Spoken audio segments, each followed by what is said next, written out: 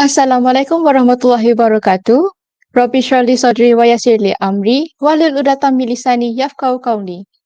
Kepada rakan-rakan yang sedang menonton di YouTube, jangan lupa tekan butang subscribe di bawah. Sebelum kita memulakan sesi webinar kita pada hari ini, pastikan semua penonton dan pendengar untuk kekal fokus. Link kehadiran akan diberikan 15 minit sebelum webinar dan ditutup selepas webinar berakhir. Dan sebarang persoalan boleh diletakkan di ruangan chat.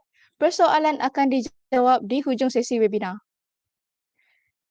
Bismillahirrahmanirrahim. Saya, Siti Lailatul Najamiti Osman, bersama rakan saya Nur Izzati binti Ghazali, selaku moderator untuk webinar pada hari ini yang bertajuk Food Safety. Webinar ini merupakan perkongsian kepada pelajar dalam menyampaikan ilmu tentang keselamatan dan kebersihan makanan serta persekitaran pekerjaan di industri. Tetak buluh kajang 10, mari jolok sarang penyengat. Angkat tangan jemari 10, doa di pohon biar selamat. Bagi memberkati program kita pada malam ini, marilah sama-sama kita mengaminkan bacaan doa yang akan dipimpin oleh saudara Muhammad Imran bin Iskandar. Dengan segala hormatnya, dipersilakan.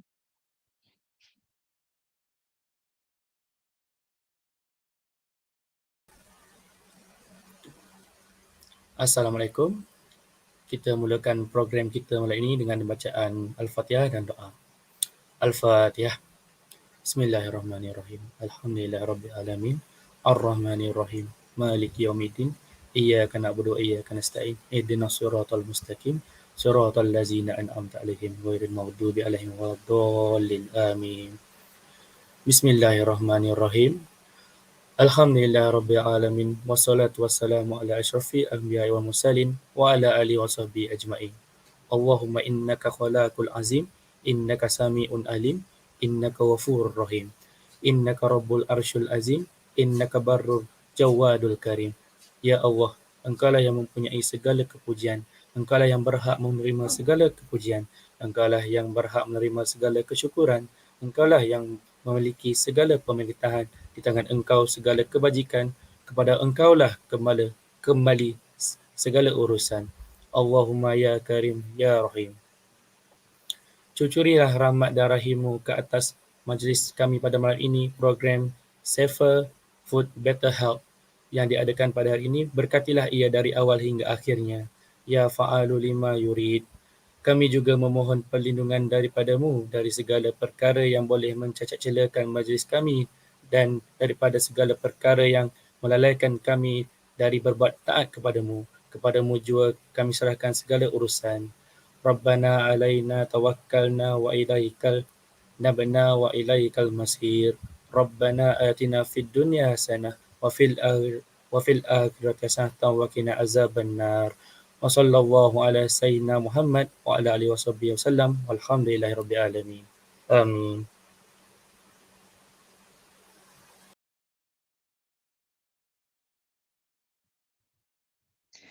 Amin, amin, ya Rabbal Alamin.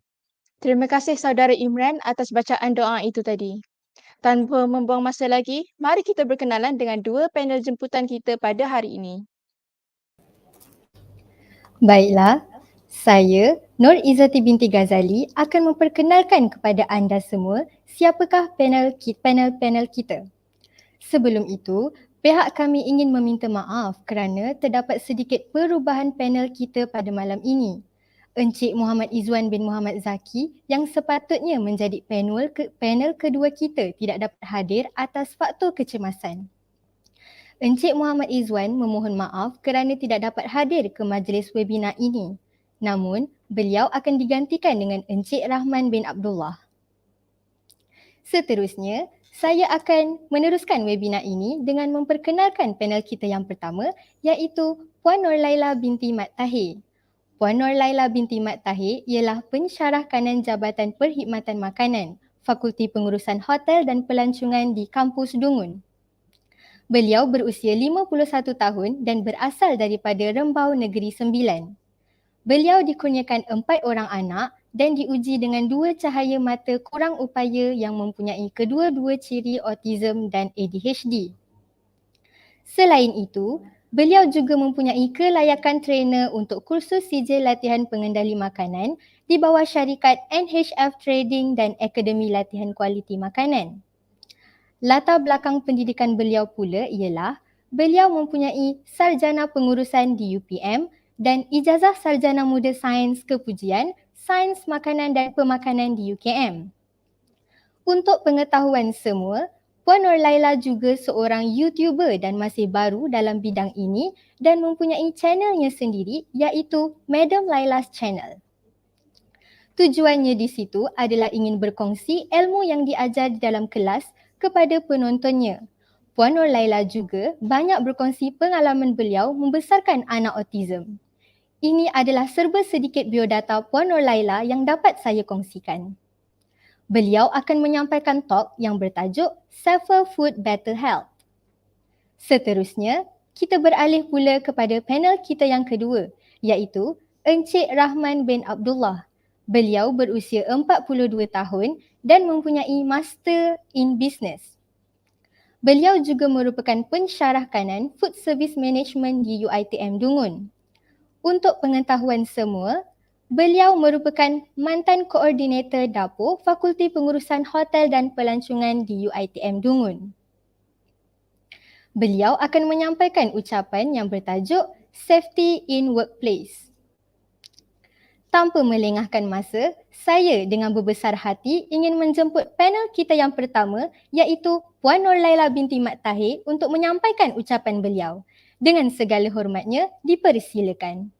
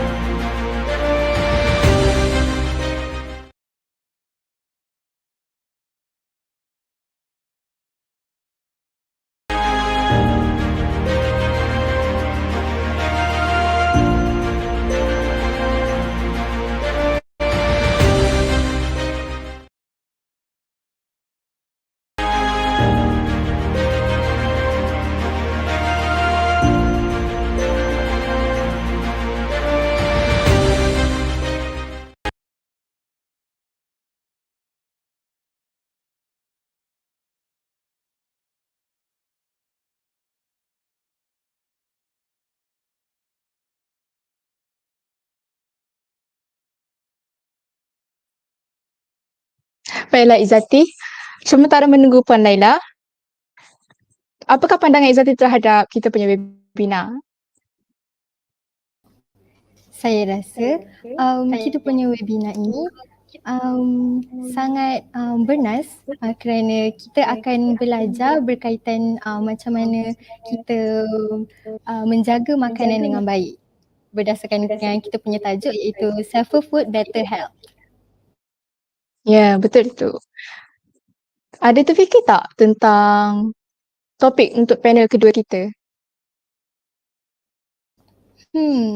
Saya rasa dia mesti akan membentangkan tentang tajuk Safety in Workplace sebab dia akan menggantikan Encik Izwan.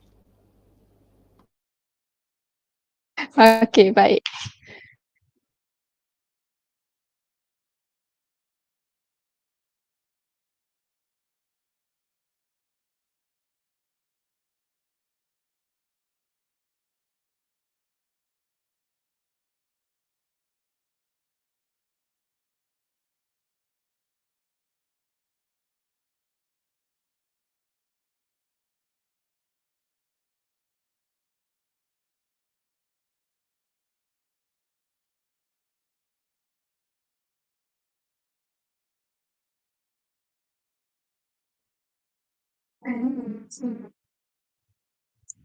Okey, baiklah. Sementara menunggu Puan Laila, mari kita baca komen-komen di YouTube.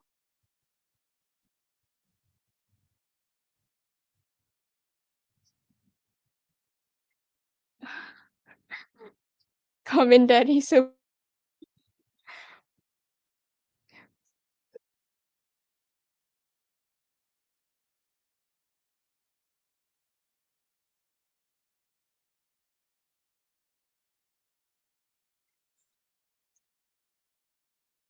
mohon MC Najwa nyanyi selagu tajuk Kasih Awal dan Akhir sambil tunggu panel muncul. Maaf sir, tak boleh.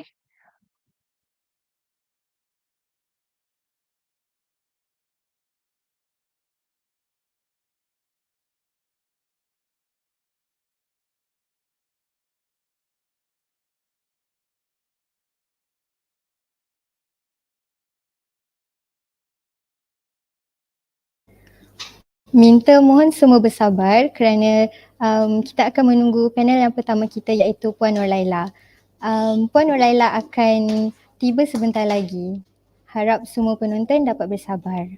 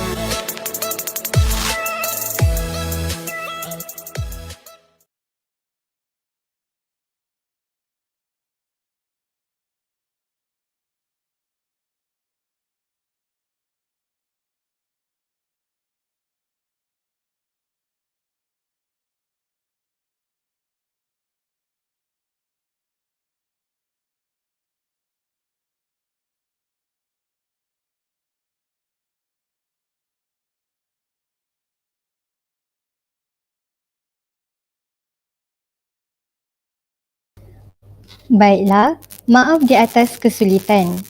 Tanpa melengahkan masa, saya dengan berbesar hati ingin menjemput panel kita yang pertama iaitu Puan Nur Laila binti Mat Tahir untuk menyampaikan ucapan beliau. Dengan segala hormatnya, dipersilakan.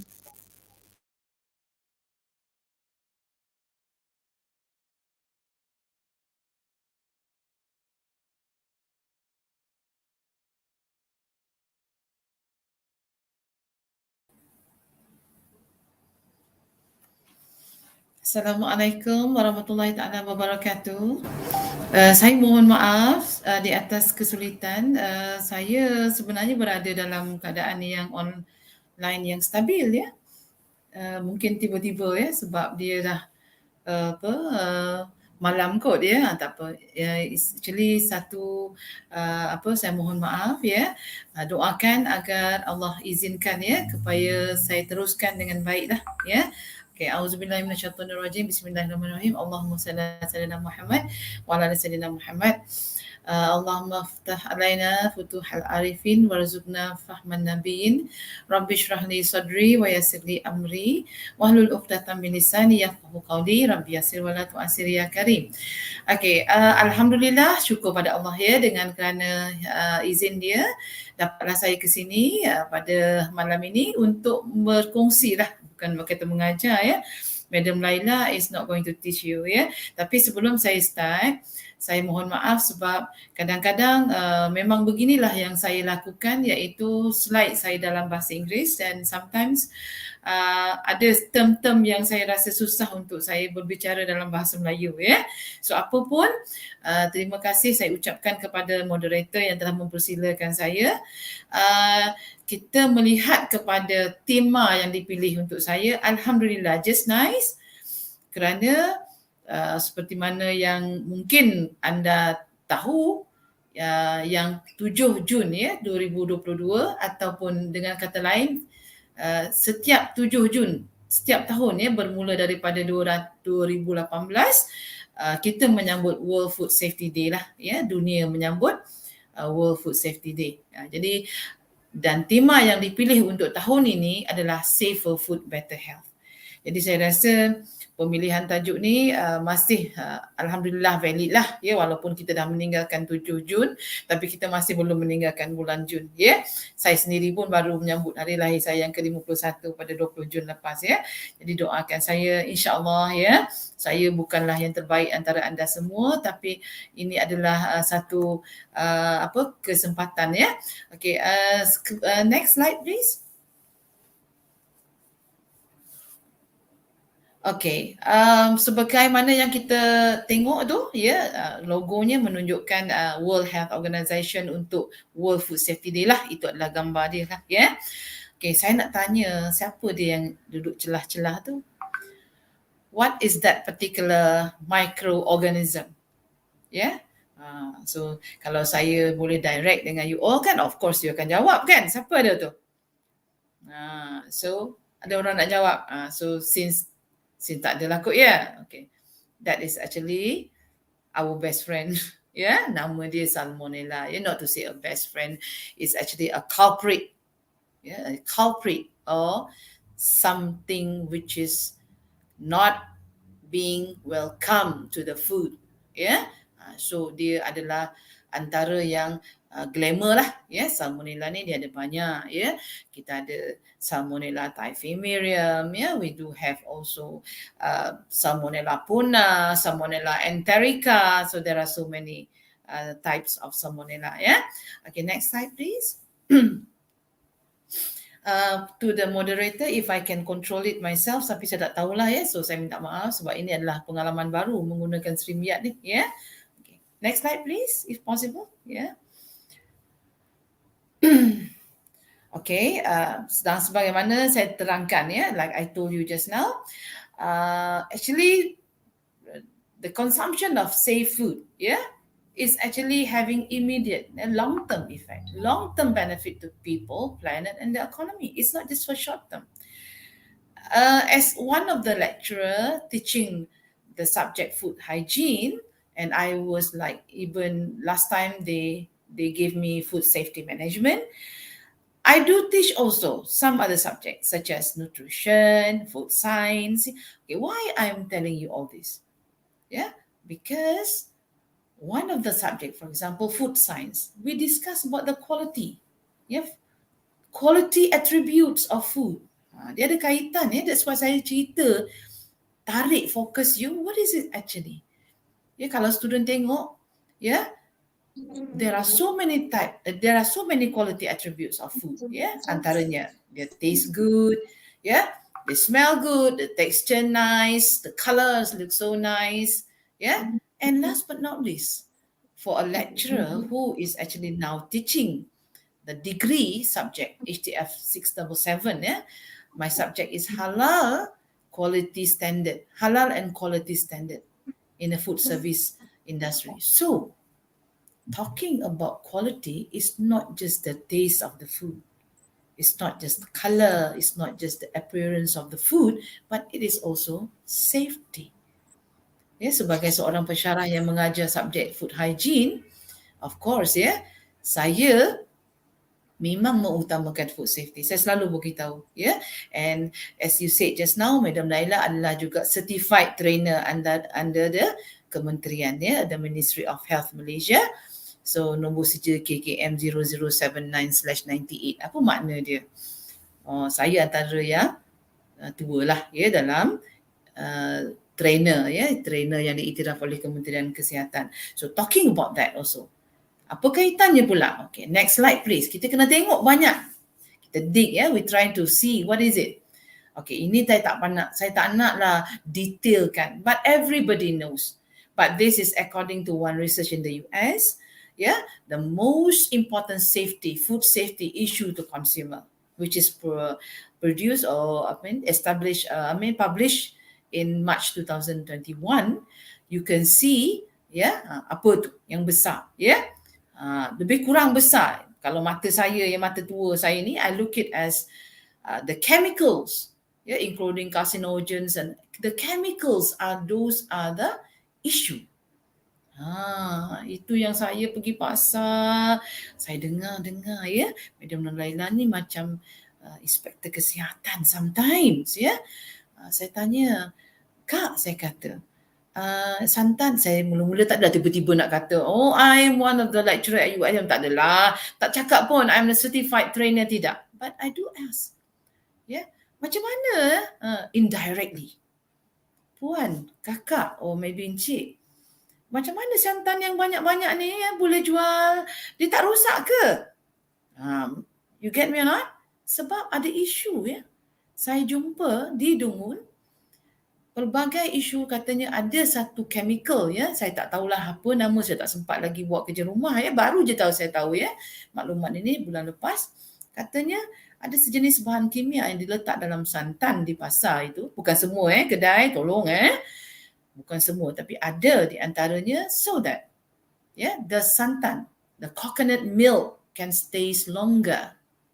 Ya Allah ya Rahman, kalau kita fikir, bukan itu saja not just chemical, tapi adalah beberapa, ada orang kata, ada orang jual santan letak air, and some of them put some like flavor, flour, macam tepung, so that it is going to accumulate, maknanya quality tu dia increase the quantity.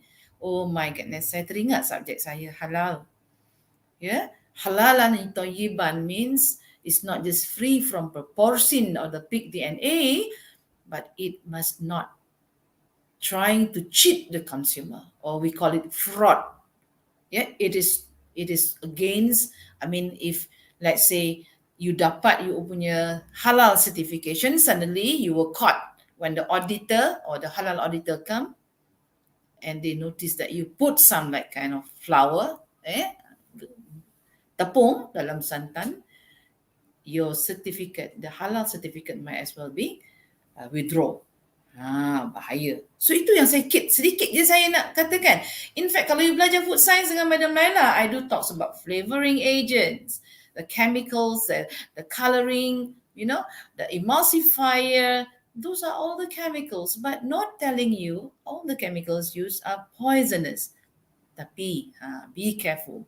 There are some chemicals that can give a long-term side effect. Carcinogen means can cause cancer. Okay, you can see. Sama banyak ni is the foodborne illness due to bacteria, 26%. So ada isu lagi on GMO kind of thing. So saya tak highlight dekat sini. And allergens ialah benda yang kita alah.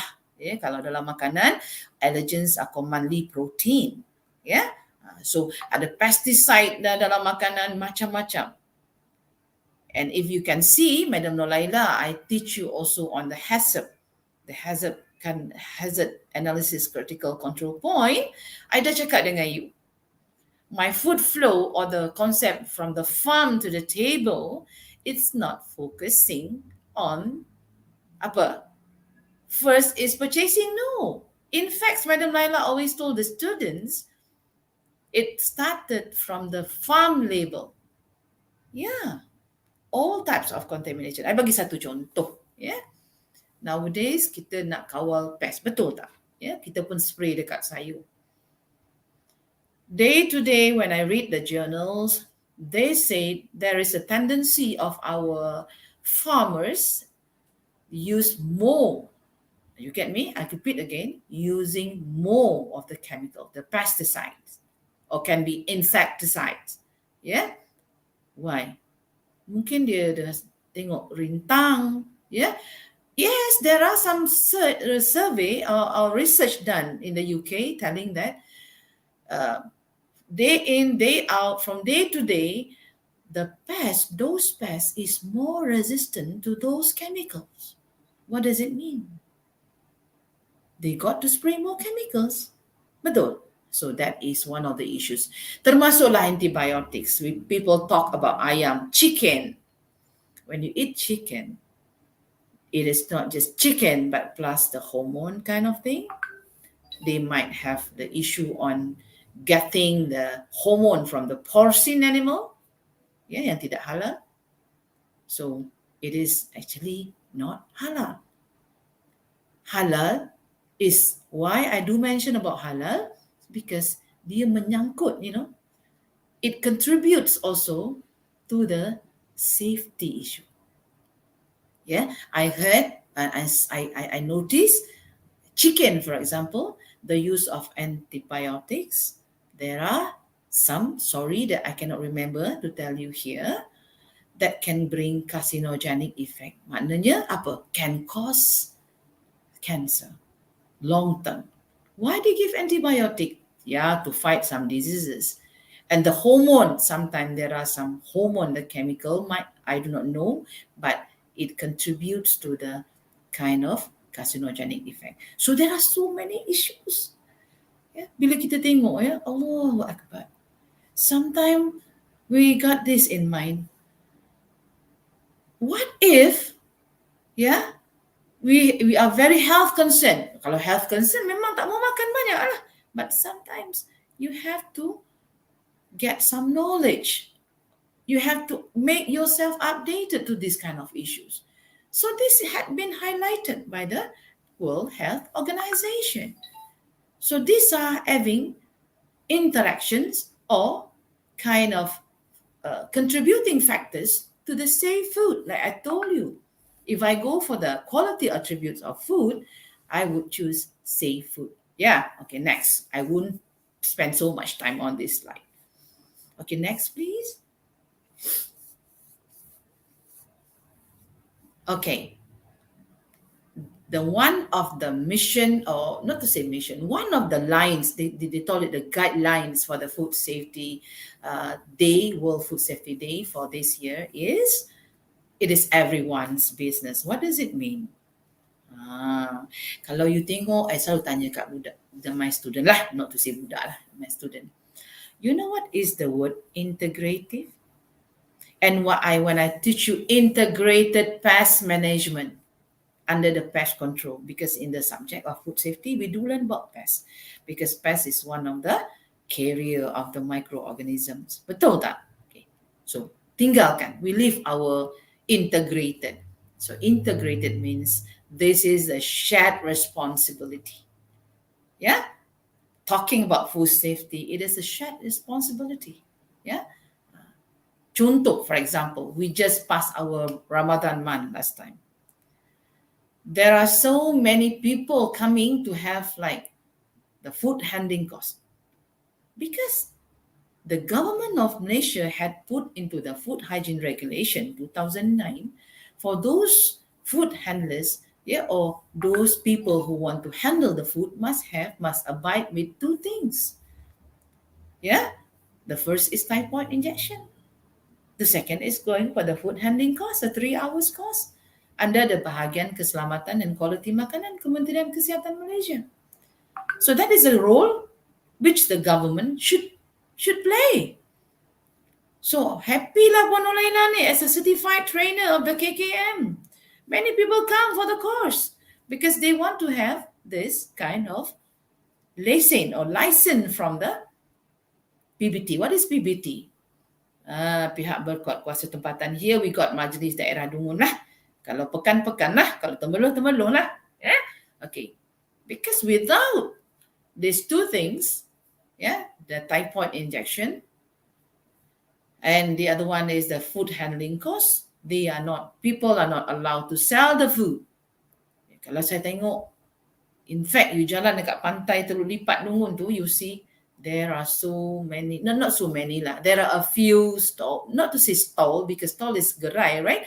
Dia bukanya a piece of cloth or maybe tak ada cloth pun, they put durian. Yeah? So when they put durian, they are selling the food. Saya pernah tanya dengan, saya saja nak buat survey kerana Madam Laila ni penyibuk juga sometimes ya. Saya kata, ada tak orang cakap suruh pergi kursus? Dia kata, kena pergi kursus ke? Bukan saya ada kedai lah. Saya kejap hari ni dekat sini. Kejap kat sana, dia kata. So itu pemahaman. Kalau ikut dari keadaan sebenar, mengikut apa yang telah digaris panduankan oleh KKM yang terkini, dalam Food Hygiene Regulation dan sama seperti yang ditetapkan oleh Majlis Daerah Dungun, apabila you menjual, you not to say tebakan, you letak a piece of cloth, then you letak makanan. There's no premise. Dulu ada 2 tiang katanya. Tak ada tiang pun tak apa. That fella got to go for the food handling cost. So pemahaman ni, that's why I said it's a shared responsibility. Kita sebagai orang macam you all kan, you belajar food safety. Then when it's not just you have to tell the audience, if you have like channel like me, Madam Laila's channel, of course I will tell in the audience, well, you can tell your family. Nampak yang hujung tu kan? Customer. Who are the customers? The customers are you. Betul tak? So you have to go and get the clean stall, the clean restaurant. Yeah, whenever you go, then you care to see, are they actually going for the food handling course? Because for Majlis Daerah Dungun, they must make sure that the food handlers go for the kursus. Then the certificate should be displayed. You know what it should be displayed? The owner of the restaurant should make it on the wall, paste. Letak dekat wall tu. Itu syarat ya. That is what I'm trying to say. So now, the FAO, for example, the Food Agricultural, or maybe here in Malaysia, we have the MARDI kind of thing, Kementerian Pertanian, all this kind, that produced all this kind of food must have all this kind of guidelines. Or maybe, ini suka cerita. Student dalam kelas I'm so sorry, my dear. I have so many stories after 26 years of teaching. Okay, there is one story. There was once in India. What is the story? Ada kaitan dengan agriculture. Yeah? They used the fertilizer, I repeat again, baja fertilizer that contain mercury. I repeat again, mercury. You know here adalah, this is dangerous. Heavy metal. So what happened? This is a true story. I can't remember which year, but it was a long time ago. So the restaurant, maybe the food operator lah, okay? So what happened is they used the container, bekas yang letak baja yang ada mercury tu, okay, fine. Maybe they clean it. They clean. And they put the cooking oil. My goodness. They are putting the cooking oil. They put the cooking oil. Then what happened? The restaurant, those come to eat at the restaurant, you know what happened? I don't have to explain to you when it comes to mercury. Kalau Kelantan kata, mak tu situ, atas meja. Kalau Kelantan. What happened? Suddenly they die. Yeah, while dining in the restaurant. Can you get me? How dangerous it is?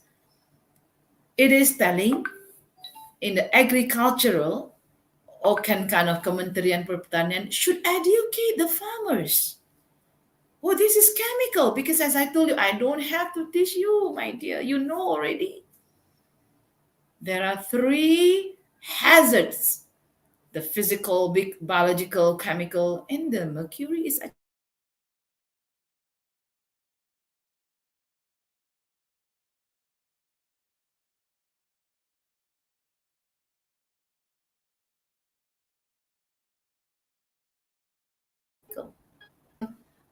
Before that, yeah. So I got to clarify here. Suddenly, I received a call. My goodness, I face problem whenever I receive call. I will be out from the meeting. Alhamdulillah, you still can see me. Okay, I think it's enough that you can see the agricultural people, the business. Who are they in the business? People who is now in the industry, betul tak? So they should also, the restaurant operators, pasar people, the manufacturing of uh, uh, chocolate, the manufacturing of beverages, kilang. So all of us should stay together. So you can see that from the farm to the table. Yeah, itu yang Madam Laila susah-susah bayar terang kat you ni. Yeah, that is it all about. So please take that in mind, bear that in mind. Yeah, okay. So can I have another slide, please? Next. So why I put the alarming statistic over there? What is the alarming to us? Yeah, I've been telling you, 30% of the global population experience foodborne diseases.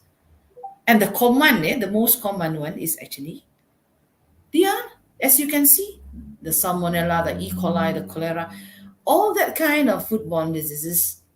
And I don't have to tell you are very good enough. You are with me in the class. Yeah? Telling that listeriosis is caused by whom? Any moderator can give me the answer, please? If you can be with me, if you can answer me, listeriosis can be caused by whom? Cepat. Dah not dalam macam dalam kelas. So everybody knows lah. You should know by now. This is week what? This is week 12, right? This is week. This is week 12, betul.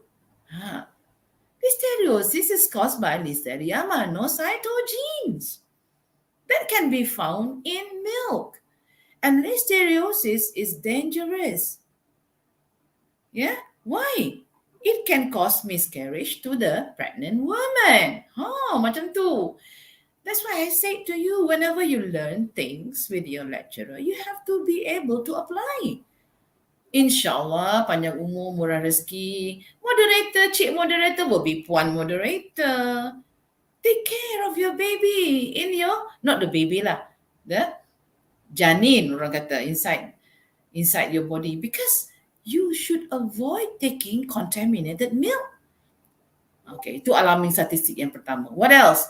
The diarrhea is actually, especially for the less developed countries, the primary reason for the mortality. So dalam kelas ada student tanya I. Ya?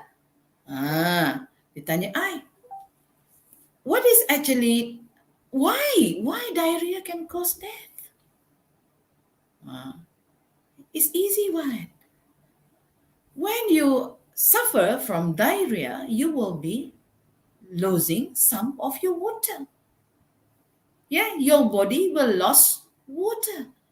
So it's going to be dehydrated. And we know that our body needs that much water, right? As according to WHO, every 25 kilograms of your body, you need 1 liter water. And suddenly you suffer from the diarrhea. And diarrhea in Malay is cirit-birit lah. Yeah? So what to do? Itu boleh menyebabkan kematian, especially for the susceptible group. We had already discussed also in the class. Dia kena buat quiz ni, so that I can test who are the susceptible people. Very young, very old. Yeah, people with impaired immune system, itu pergi cari sendiri. What else? 1 billion people have no access. So what is the side effect? What is actually the connection with our topic being discussed today? Safe drinking water. It means the drinking water must free from the contamination of parasite, bacteria kind of thing. Betul.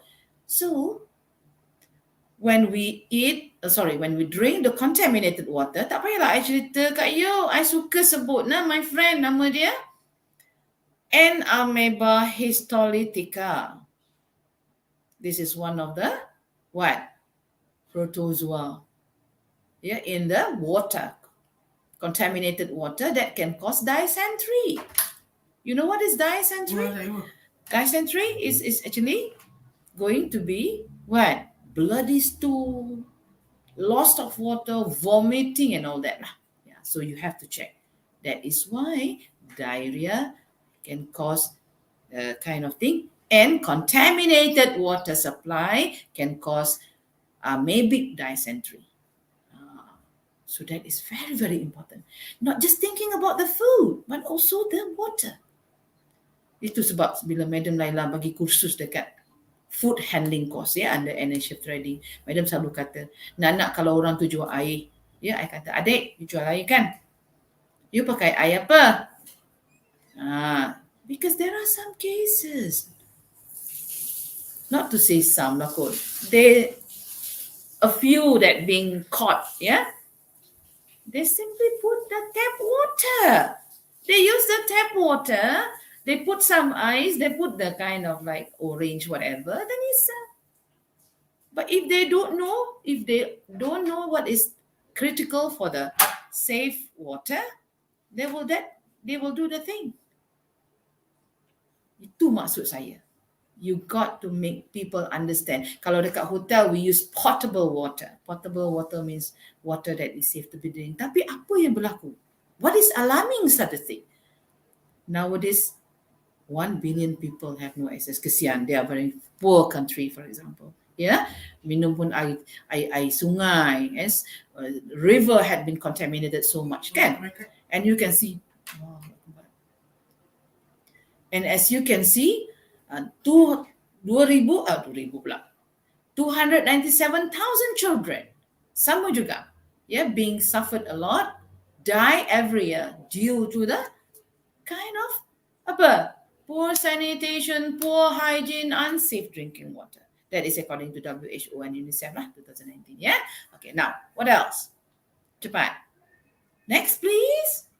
Kalau ada moderator ke nak tanya, you can always stop me, because Manulala, you tahu lah kan, ada ADHD, memanglah macam ni. When I start talking, very much on passionate, because my passionate is teaching. Okay, next please. Okay, I don't think I got to tell you, because they give me until 9:15. If I were to tell the causes, the contributing factor to the foodborne illness, tak habis lah, I terus mengajar HTF 533 or maybe HTF 211. But just to tell you, is a glance.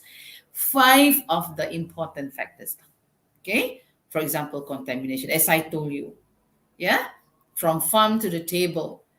During collecting the milk, you tahulah, I don't have to tell you where do they get the milk. It's not far from the place where they pass motion, betul tak?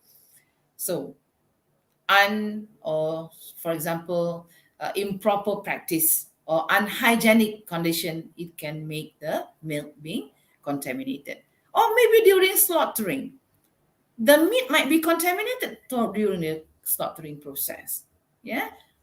Cross-contamination, ni tak payahlah I nak cakap. Cross-contamination is actually the transfer of harmful substances from one place to another. Kan, ketek, you know that. So cross-contamination is very critical. You have to know the concept. It is not just the bacteria, but also what? The chemical, or maybe the physical kind of thing. For example, you masak, suddenly cat dekat atas tu tercabut ke, anything lah, or maybe your pin tudung got into the, I do not know, that one is not the very good example. By the way, it is more on the contaminated, mainly commonly from the raw to the ready to eat or raw to the cook. Yeah, okay, now, poor personal hygiene, as according to Campos. I'm so sorry not having the very latest literature review, but human is actually the vehicle for the contamination, especially I told my class. What is it? Of course, the one related to the human skin, human body from head to toe. Staphylococcus aureus, Salmonella. I always told them, kan? Okay. Apa lagi? And last but not least is unsanitized equipment. Ada banyak. There are so many other factors. Unapproved sauce, inadequate reheating. So something to do with the temperature. Yeah, so later, inshallah, Madam Laila will somehow rather telling you. But since I am at the age of 51, sometime I forgot to say things. Very simple. Temperature abuse. We had done this. I call it is a sin. Dosa dalam penyediaan makanan when you come to the phenomena we call temperature abuse, that you make your food exposed to danger zone. So ingat ni, the global danger zone is still 5 to 60 degrees Celsius. Malaysia is using 5 to 63 degrees Celsius. Yeah. Sebab itu kita kena belajar, on the monitoring the time and the temperature so that we minimize the time of exposure to that danger zone. And what is it in the yellow color? Okay. The research done under the Institute Kesihatan Umum, under MUH in 2007, saying that the foodborne illness in Malaysia is actually caused by the insanitary food handling procedure that contribute half or 50% of the foodborne cases, foodborne illness cases. Or we call it food poisoning cases in Malaysia. The food poisoning is a general term for the foodborne illness. Yeah. Okay, next please. So far, can you follow? Macam tu lah kan? Nampak Madam Laila dah sediakan. I told my degree students what is actually standards. Quality semua orang dah tahu. Standard. What is the standard? Those are the standards lah. Malaysia standard apa? We have to go for this Akta Makanan, Peraturan Makanan 1985. The Akta one is 1983 and the Food Hygiene Regulation is 2009. So those two things should be abide. The maximum of compound will be 10,000. Can you get me?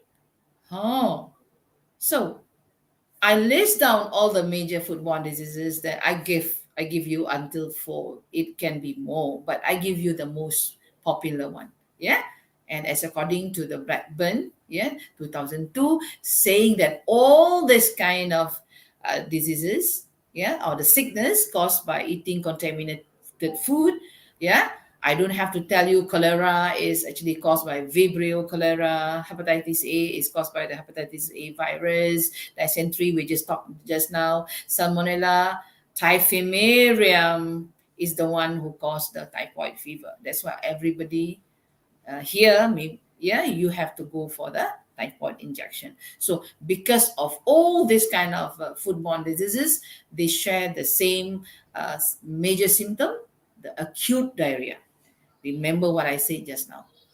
When you undergone diarrhea, you face diarrhea, so you will be losing the water. And can you see in the orange one, Malaysia, sorry to say, we have a suitable temperature for the growth of the most bacteria. Okay, next. Okay, it is very small for you to see, but I read it for you. The statistic is saying, the world statistic is saying 1 out of 10 people die on the foodborne illness. I repeat again, kematian yang disebabkan oleh keracunan makanan adalah 1 dalam 10.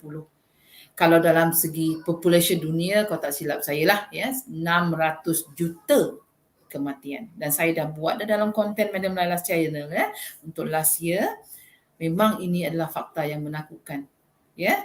Ramainya manusia boleh mati.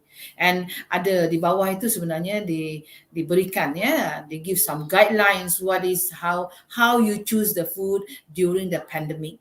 Okay, antaranya you must make sure they are clean, not exposed to contamination and kind of thing. So that one is, you can find it on your own, very simple, but to tell you that unsafe food affect us that much, especially the vulnerable population. So yang tadilah, very young, very old dan sebagainya. Okay, next please.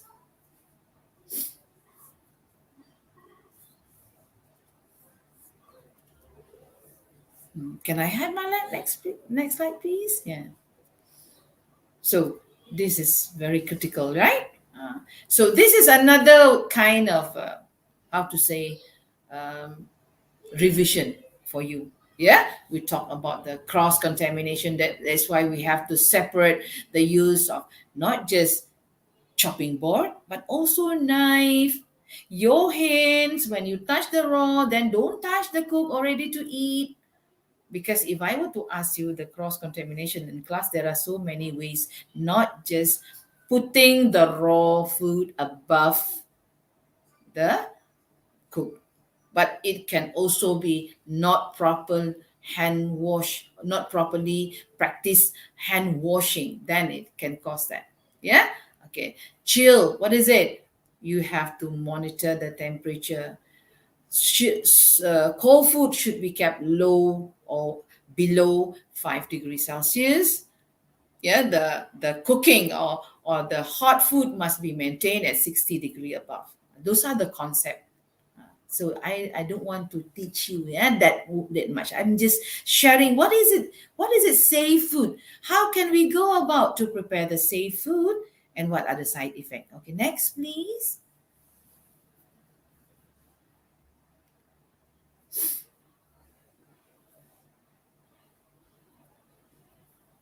So this is the World Food Safety Day. There are they have more aims, but I put it into the 4. Like I told you, foodborne risk is not just for us to just detect. We detect, we manage, and at last we prevent. So when I teach you on the HACCP, I always ask my students, you have to know the concept whenever you learn HACCP. What are they trying to say? Okay, my degree student will tell, oh, yeah, madam, HACCP is one of the standards. Yeah, good, very good. It's one of the standards we should follow in the MS 22,000, the food safety management of food. So what is it?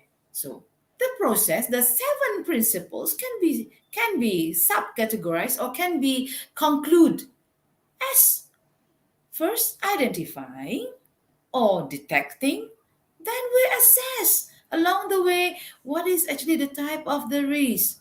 Okay, if it's chicken, we have Campylobacter jejuni, we have the Salmonella, we have the many things. I don't have to teach you, but this is the process. That's why I ask the students, if you learn, are you just going to remember all the 7 HACCP principles without knowing what are you doing? What is the monitoring procedure? Okay, monitoring is the thermometer should be clean and sanitized after each use. Contoh. Okay, what is discard the food, the hot food, if it's left at room temperature for more than 4 hours? That is under the corrective action. You get me? What is the critical limit? Chicken should be cooked to the internal temperature of 72 degrees Celsius. Why is it so? Not just, klate kata pongo. Pongo means you don't know anything. You just what? Hafal? No. Because the facts or the theory is saying that Salmonella can be killed at 70 degrees Celsius.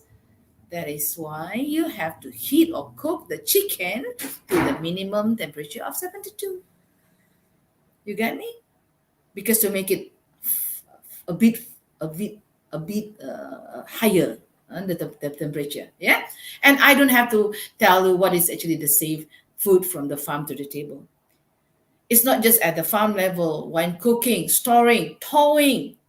I had told the students, when you learn the hazard, what is the CCPs? I said, CCP is, of course, the critical control point. So what is it? I said, I pergi pula dekat budak diploma.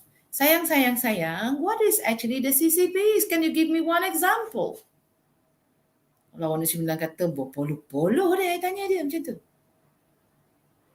The CCP is actually the food flow. I repeat again, the food flow that you learn in HTF 211 is actually the critical control points. So that is what I want you to know now. Yeah, the reason for me to be here, I know you have more better lecturers, maybe you have more lecturers teaching the same subject, but sometimes you have to make yourself asking your lecturer. You have good lecturers here. Don't just try to remember all the 7 principles of hazard. So what? For example, ground beef. You should heat or cook the ground beef at the minimum of, kalau in term of Fahrenheit, 165 lah. Yeah. If it's in Celsius, it's 63.5 something, 63. Yeah. Dia pun dah lupa. Yeah. Okay. Why reheating the food 74 degrees? Semua. Yeah. Because it is cooking, reheating, serving, and all that. So when we eat healthy food, we are disease-free and longevity, panjang umur, insyaAllah. But there are some skeptical people. Madam Laila ni kan jaga sangat lah. Ya, tapi katalah kan, tak panjang umur juga je. Na'udzubillah, doakan Madam Laila panjang umur for my 2 boys, ya. Tapi we had done all our very best. We practice what we learn. Then we are good people. We couldn't care less what is the date for us to see the God. Betul tak? So, cuba, usaha. Okay, next please. We are almost to the end of my kind of sharing session. InsyaAllah, I'll make it in 9:15. Okay, sebab Madam Laila, you should stop me. That's why I really hope that if you can ask me questions or anything, so that I will stop a bit. So can I have the next slide, please?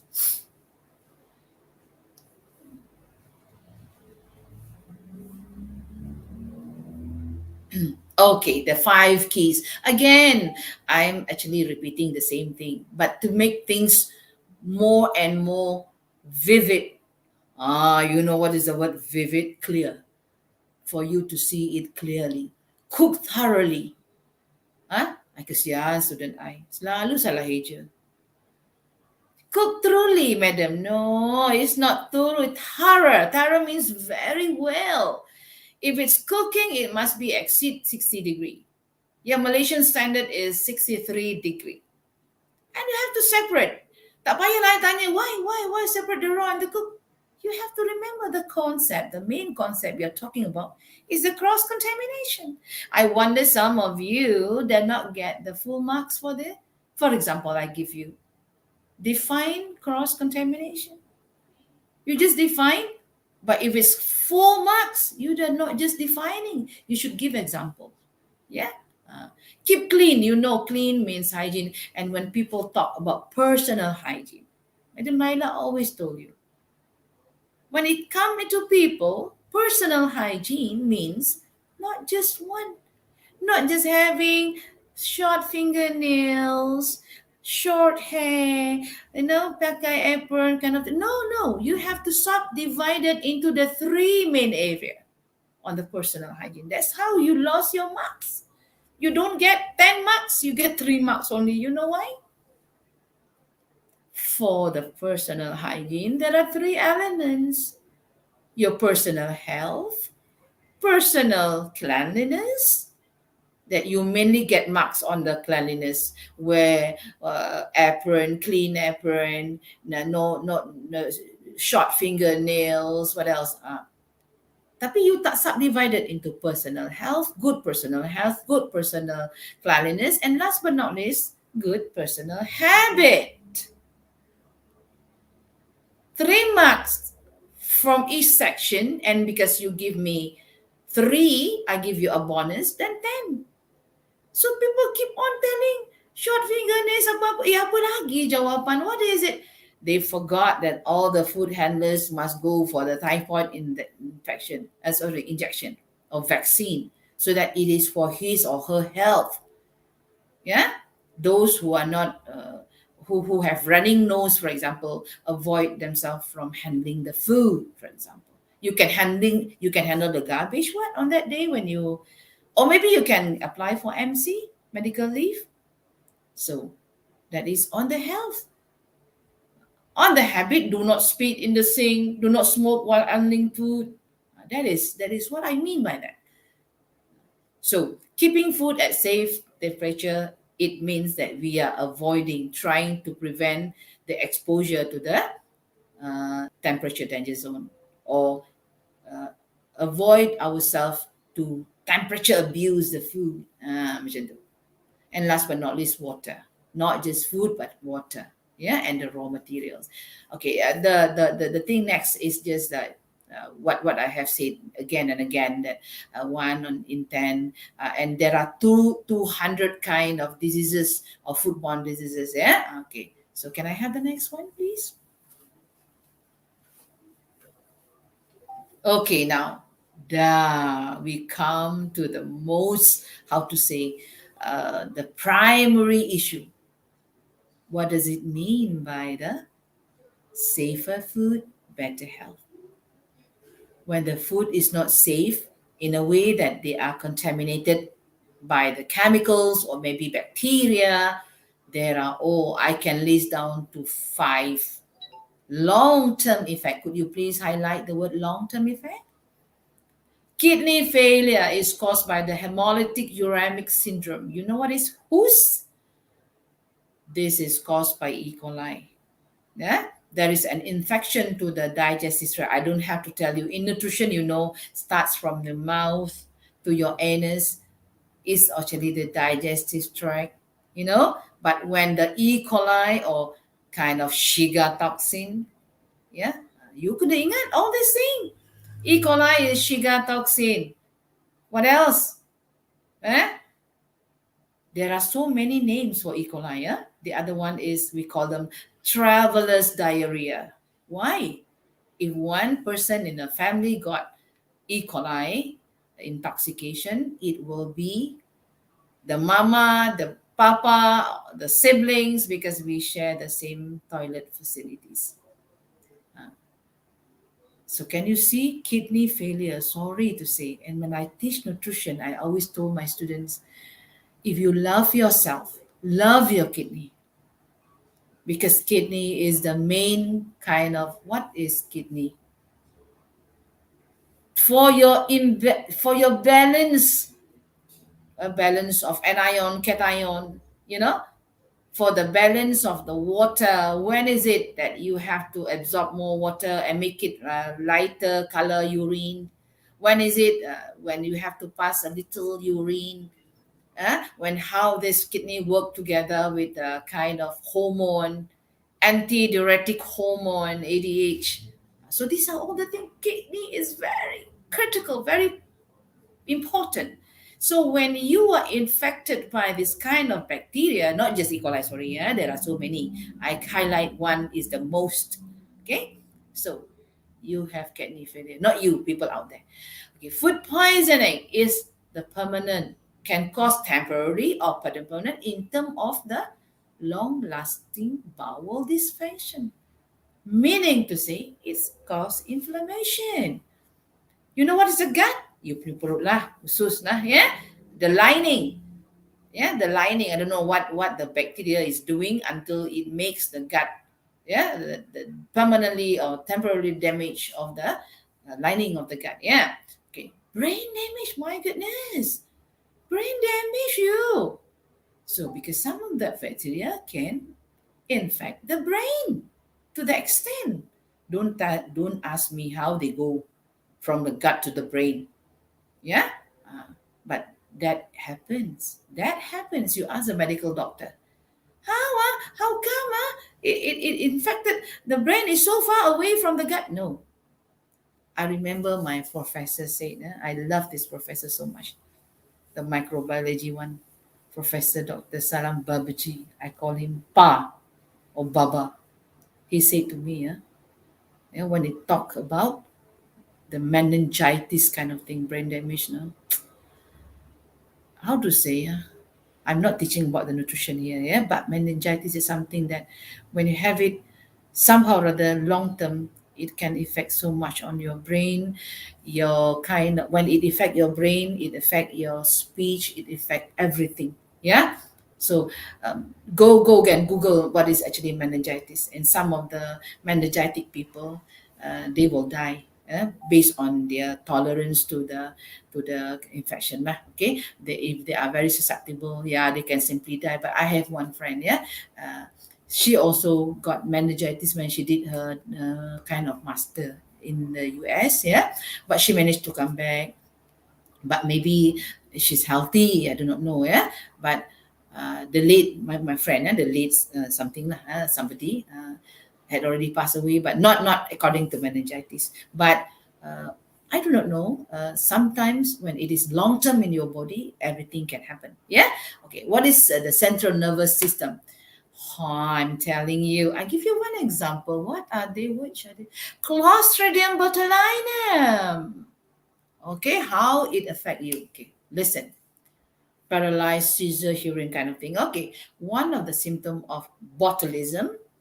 Botulism is caused by Clostridium botulinum. Don't get confused. My student always, I ask, lays down the sickness. They give me Clostridium botulinum. The answer is wrong because you are giving me bacteria. So back to Clostridium botulinum. One of the symptoms is double vision. Yeah, not until seizure, but seizure means sawan, seizure, okay. One of it is double vision, difficulty in breathing. You get me or not? But it's difficulty, and it can cause some, lastly, as you know, botulism is a fatal disease, right? And you have mental retardation. Kesian lo kalau you mengandung. You are unaware about being infected by this kind of flus, the very culprit one I told you. And suddenly you got a mental retarded child. Who knows? Yeah. Deep in my heart sometimes, man, is it because of I don't eat right? I did not eat right when I carried you? No, no, no, no, no. I don't have to ask the God. God had planned the best for you so that you have the experience. You can put yourself up. You get me or not? So back to the story again. When it comes to the central nervous system, you can see paralyzed, seizure, hearing. You are able to lose your hearing, your ability to hear. Yeah. And last but not least, of course, severe cases can be fatal. Fatal to why? To whom? The high risk. So again, Madam Laila is the one who always gives you stories, right? Because I suddenly thought, I think about my late uncle, 4 or 5 years before, So he passed away on the kind of maybe foodborne illness, because a very severe diarrhea, So he's too old, he's 70 above, and he passed away. Yeah. Okay, I think that is the last one. Can I have the last slide, please? I think this is the last slide. Yeah, I have the kind of a thank you kind of thing. Yeah. That's very good. Just on time. Alhamdulillah. Yeah. So to me, I might not be the best speaker. I got some weaknesses. Yeah, I'm not that productive. Yeah, but to me is I'm just sharing what I have in mind. I'm not just teaching you, but I'm sharing with you. Yeah, yang baik daripada Allah, yang kurang daripada Madam Laila. Yeah, I hope don't forget. Yeah, I have some videos, coming videos to my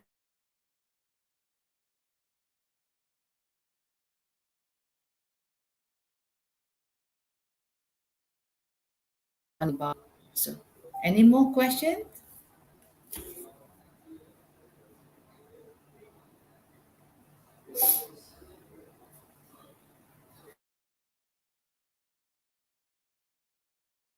Okey, baiklah. Itulah ucapan daripada Madam Naila. Seterusnya kita akan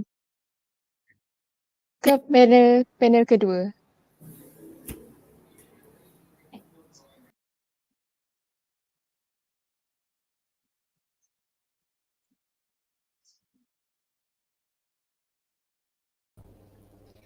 Terima kasih Puan Nur Laila atas ucapan yang sungguh menarik itu tadi. Dengan ini, kami akan berehat sebentar sebelum meneruskan program.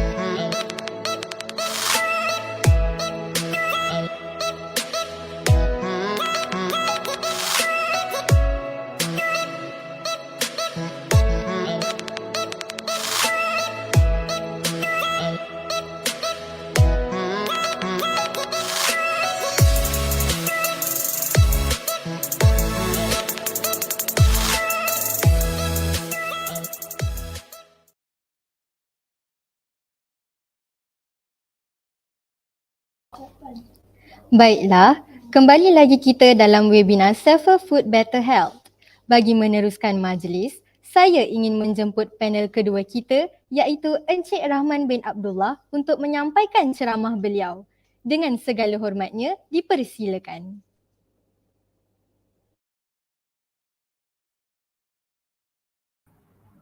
Baik, Assalamualaikum warahmatullahi wabarakatuh. Selamat malam lah. Saya akan cerita sikit mengenai safety in workplace, terutamanya mengenai kitchen lah. Kitchen ni terbahagi kepada dua, kitchen akademik dan juga kitchen di industri, hotel, restoran, institusi, kitchen lah, kitchen institution. Okey, boleh ke slide seterusnya.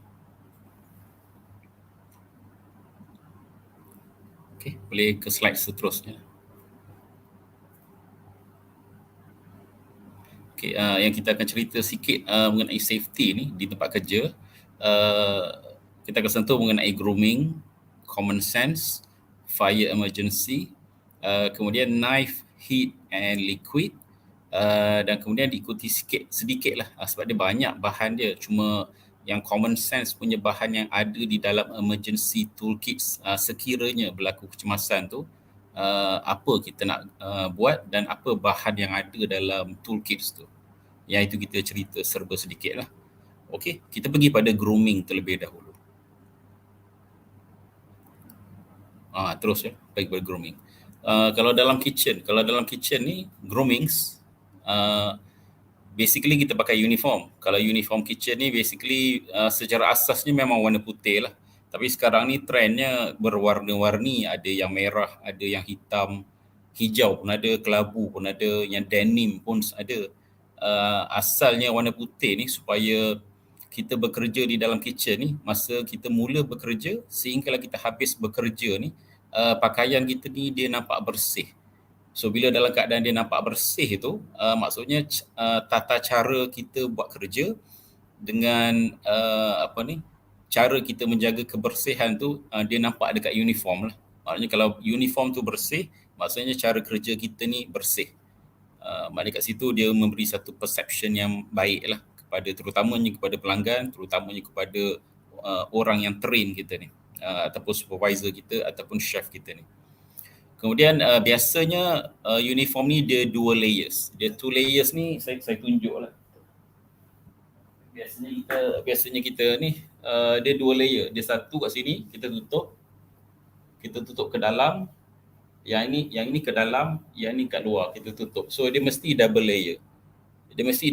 Ni tujuannya ialah untuk heat resistant.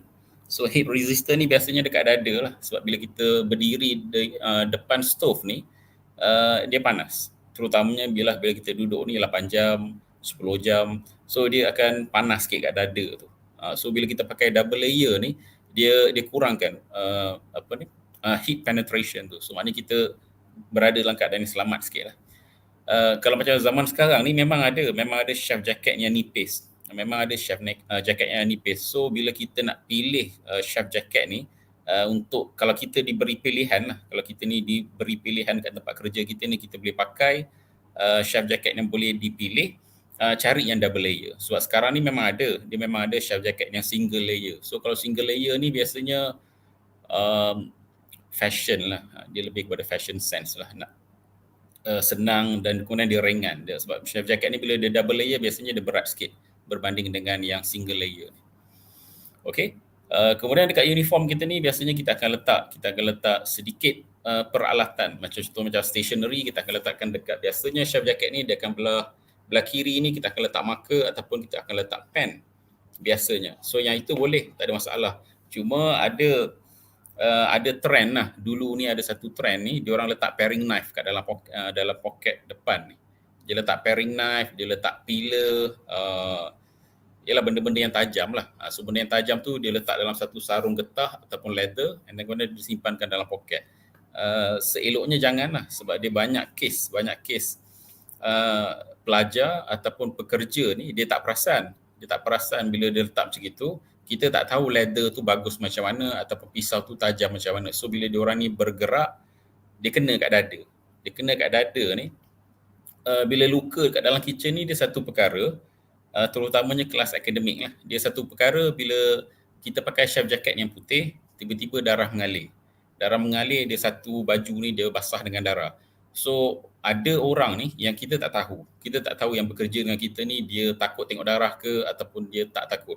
Ada orang yang takut tengok darah ni dia pingsan. Ada yang takut tengok darah ni dia muntah.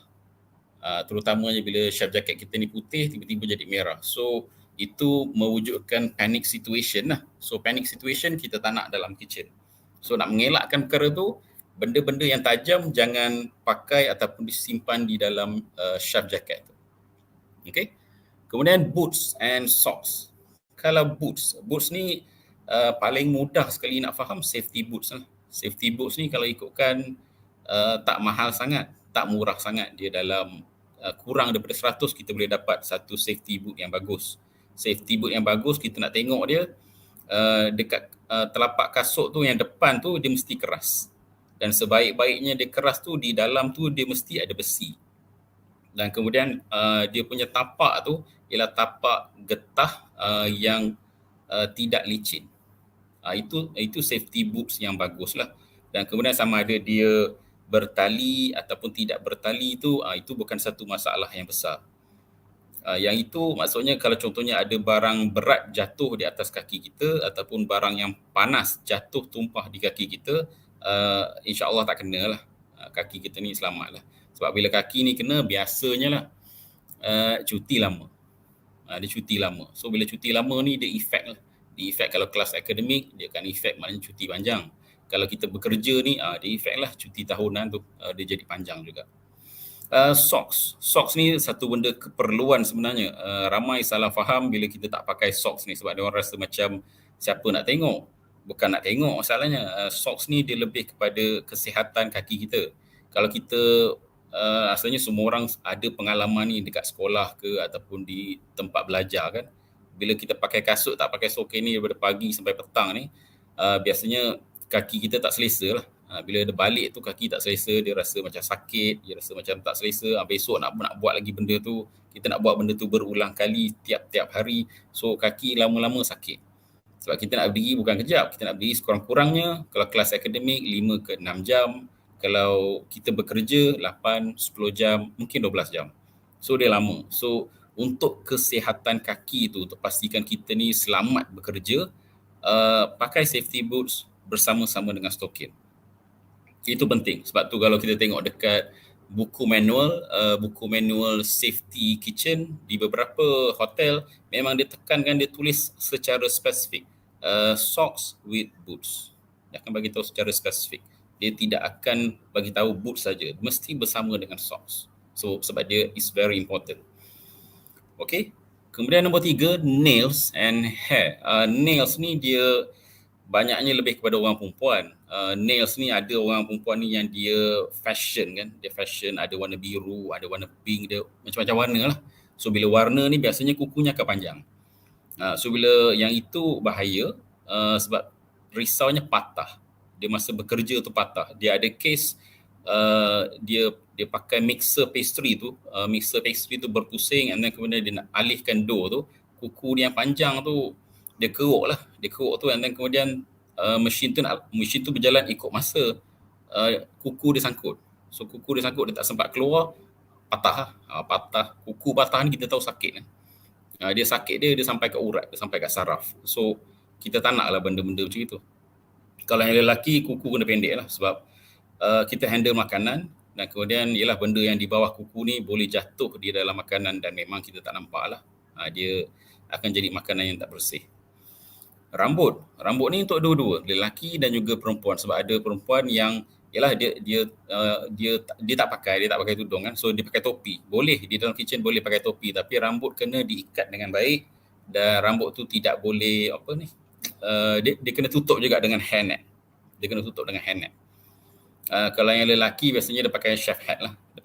Kalau macam orang perempuan ni sama ada, kalau dia pakai chef hat pun, kalau rambut dia panjang dia kena juga. Jadi seeloknya dia kena pakai hairnet lah. Dia pakai hairnet and then kemudian dia pakai chef hat. Seeloknya gitu. Kalau untuk jewellery, wallet dan juga belongings, kalau dekat industri, kalau dekat hotels, biasanya semua ni bila kita masuk kerja ni, kita akan pergi kat locker room, kita bawa pakaian chef kita ni, dan kemudian kita akan salin dekat locker room. So bila salin dekat locker room, barang-barang ni biasanya kita akan simpan dekat locker. So bila dekat situ kita akan nampak gambaran dia lah. Sebab locker room ni dia tak berapa, kita panggil tak berapa secure, dia tak berapa selamat. So bila kita nak letak barang kemas, kita nak letak wallet, kita akan fikir banyak lah. Jadi kita akan, bila nak pergi kerja ni, kita akan bawa barang-barang berharga ni dalam keadaan yang very minimum. Kita tak bawa lah barang kemas kita ni yang panjang, banyak-banyak, yang besar-besar ni, kita tak bawa lah. Jadi wallet pun kita tak bawa semua barang, kita bawa barang yang penting-penting je. Sebab locker room pun is not very safe. Jadi sebab jewellery ni, kalau orang perempuan lah, jewellery ni dia tak boleh pakai masa bekerja sepatutnya. Barang-barang kemas, cincin, gelang, tak boleh pakai lah. Kalau rantai, tak ada halangan, sebab kita pun tak nampak biasanya. Cumanya yang dekat tangan, benda yang dekat tangan ni, macam cincin, gelang, yang itu yang tak boleh pakai. Sebab ada kes gelang ni dia sangkut dekat mixer. Dia sangkut masa tengah berjalan tu kan, biasa mixer ni berjalan, kita pusingkan dia, kita gerakkan dia manual. So dia sangkut tangan dia patah. Ada kes macam itu. So nak mengelakkan perkara-perkara macam itulah. Kalau untuk kelas akademik ni biasanya memang disarankan barang-barang ni jangan dibawa. Sebab pelajar tidak disediakan locker. Bila pelajar tak disediakan locker, biasanya dia akan letak, dia tak perasan. Sebab dia rasa macam bila letak dalam bangunan hotel ni okey. Tak okey sebenarnya. Dia banyak kes kehilangan. Terutamanya pelajar semester 1 lah. Kalau macam pelajar semester 1 ni, bila dia datang, dia bawa handset dia barang kemas dia kadang-kadang dia letak dalam bag, and then bag ni syarah pun kata letak dekat luar kelas, di luar classroom. Bila letak di luar classroom, bila hilang dia tak ada apa-apa lah. Hilang macam itu saja. Memang kita akan buat laporan lah. Kita akan buat laporan di pos pengawal, di polis bantuan, kita akan buat laporan. Pelajar yang kehilangan tu dia akan terima laporan tu, tapi kebarangkalian nak dapat balik tu amat rendah. Jadi itulah. Jadi seeloknya jangan bawa lah. Untuk kelas akademik ni jangan bawa barang-barang ni. Kalau handset, simpan dalam poket siap-siap. Kalau wallet, sebab dalam kampus kan, so bila dalam kampus tak perlu nak bawa IC tu sebab dah bawa metric card tu. So tak perlu bawa sangat lah. Kalau jewelry tu biasanya untuk yang orang perempuan yang pakai barang kemas ni, tinggalkan di hostel ataupun di rumah sewa. Tinggalkan kat situ je, jangan bawa. So it's very risiko sangat. Sebab kita rekod kita ni, pelajar bila dia habis kitchen dia terlalu letih biasanya. Bila dia terlalu letih, banyak benda dia lupa. Kita ada kes kita satu tool bags tu kan, tool bags kitchen tu dia orang tinggal, wallet tinggal. Yang baru ni Seizwan kata dia ada seorang pelajar ni satu bag, dalam tu ada handset, dalam tu ada wallet, semuanya dia tinggal. Dia penat dah. Dia balik tu dia tak ingat dah. Besok baru dia fikir. So nak mengelakkan perkara-perkara macam ini, jangan bawa lah. Jewelry, wallet, kalau belongings, jangan bawa lah yang berharga ni. Maknanya bawa very, very minimum. Okay. Kalau bag, contohnya bag awak tu mahal. Kalau bag tu mahal pun jangan bawa lah. Elakkan perkara-perkara tu. Okay. Alright. Kita pergi ke slide seterusnya. Okay, ni bercakap pasal common sense lah. Common sense ni satu perkara yang sesiapa saja yang bekerja di dalam kitchen, di dalam dapur komersial ni kena bina. Kita tak cakap automatic benda tu kena ada, tapi kita kena bina. It's a learning process lah. So common sense satu ni physical movement. Sebab kita tahu bila kita berada di dalam kitchen, kita berkongsi ruang. So bila berkongsi ruang ni, bila kita belok, mungkin kita akan berlanggar, mungkin akan bertembung. Kalau macam kita pusing, ada orang tengah pegang pisau, maknanya mungkin boleh jadi bahaya tu. So physical movement kita ni, kita kena bina supaya bila kita nak bergerak, nak pusing ke kiri, pusing ke kanan, nak pergi ke depan ataupun nak berundur, tapi kita tak tengok nak berundur ni. Maksudnya kita nak kena, jangan laju sangat. Tapi pada masa yang sama jangan perlahan sangat. Perlahan sangat maknanya kerja jadi lambat lah. Kan? Lepas tu buat kerja tu maksudnya jangan laju sangat, jangan slow sangat. Maknanya sensible. Maknanya dalam satu keadaan tu, contohnya macam kelas komersial ataupun orang yang bekerja di restoran, ada masa-masa tertentu dia kena laju. Sebab contohnya macam nak ambil order, maknanya dia nak kena prepare the food, dia nak kena prepare order, tu kena laju lah. Tapi kalau contohnya macam dalam waktu-waktu biasa, bergerak tu dalam keadaan yang berkadaran. Sebab kalau macam kita gerak laju sangat, nak berhenti pun susah. So biasanya bertembung lah. Terutamanya bila pergi pada perkara kedua, hot item and cold item. Hot item and cold item ni kita merujuk pada keadaan tindak balas. Kita tak tahu ada orang ni dia bertindak balasnya laju. Ada orang ni dia bertindak balasnya lambat. Contohnya macam dia pegang bahan panas kan. Dia pegang bahan panas, dia lambat bertindak. Macam saya ni sederhana lah. Maknanya saya pegang tu, saya rasa panas. Tapi kalau untuk secara normalnya benda orang akan tengok benda tu macam slow lah. Macam lambat bertindak balas. Bahaya tu. Tu tak bagus. Jadi secara logiknya hot item, cold item ni kita nak kena identify dulu baru sentuh. Contohnya macam pot yang panas. Kita nak pegang dia, kita pakai towel.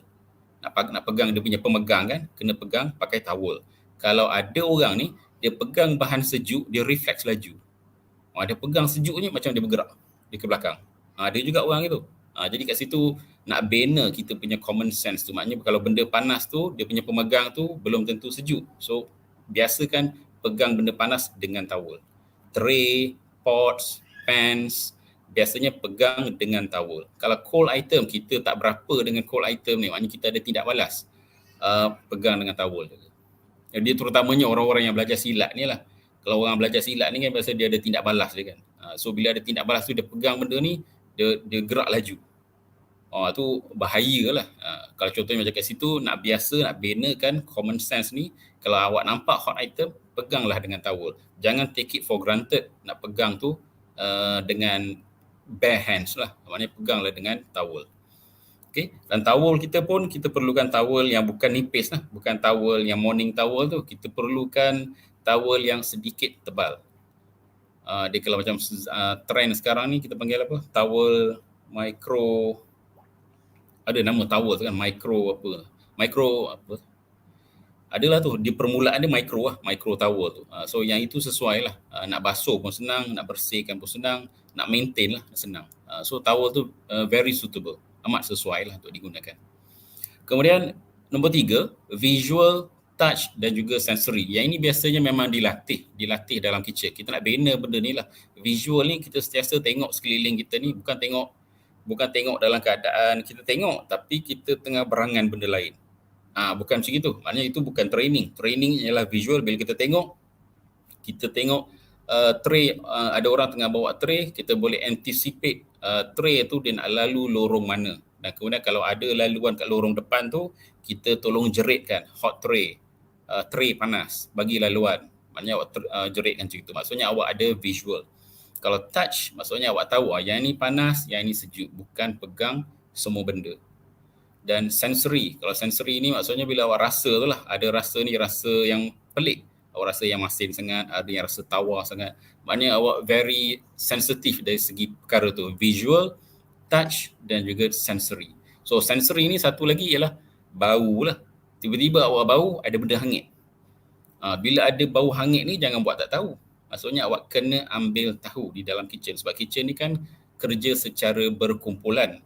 So bila kerja secara berkumpulan, awak kena tahu, contohnya walaupun produk orang lain di dalam restoran lah, di dalam kitchen ataupun dalam kelas akademik, ada orang lain buat produk, dia hangit. So kita kena ambil tahu lah. Katakanlah pensyarah awak pun yang tengah masak, tengah hangit, dia tak perasan sebab dia tengah bercakap ke sebagainya kan. So awak kena buat dia alert lah. Kata, sir ada benda yang hangit. So dia akan alert lah. Dia alert dan basically dia akan tahulah apa nak buat. Kalau macam kelas pergi praktikal, ada benda hangit, awak kena inform chef awak. Chef ada benda yang hangit. Awak kena inform sebab kena communicate bila ada benda-benda yang awak sense something is not right. Tiba-tiba awak bau pula, ada bau gas. Awak bau gas, awak keluar dulu. Awak keluar dulu tapi awak tak bagi tahu orang lain. Tak boleh juga. So maksudnya it's a teamwork. So bila awak bau gas, awak bagi tahu person in charge. Chef ada bau gas. Ada leaking ke? Awak kena inform. So itu ialah common sense. Common sense ni kena communicate lah. Kalau tak communicate, dia basically tak jadi lah. So bila communicate, kita nak pastikan kitchen tu secara overall semua orang berada dalam keadaan yang selamat.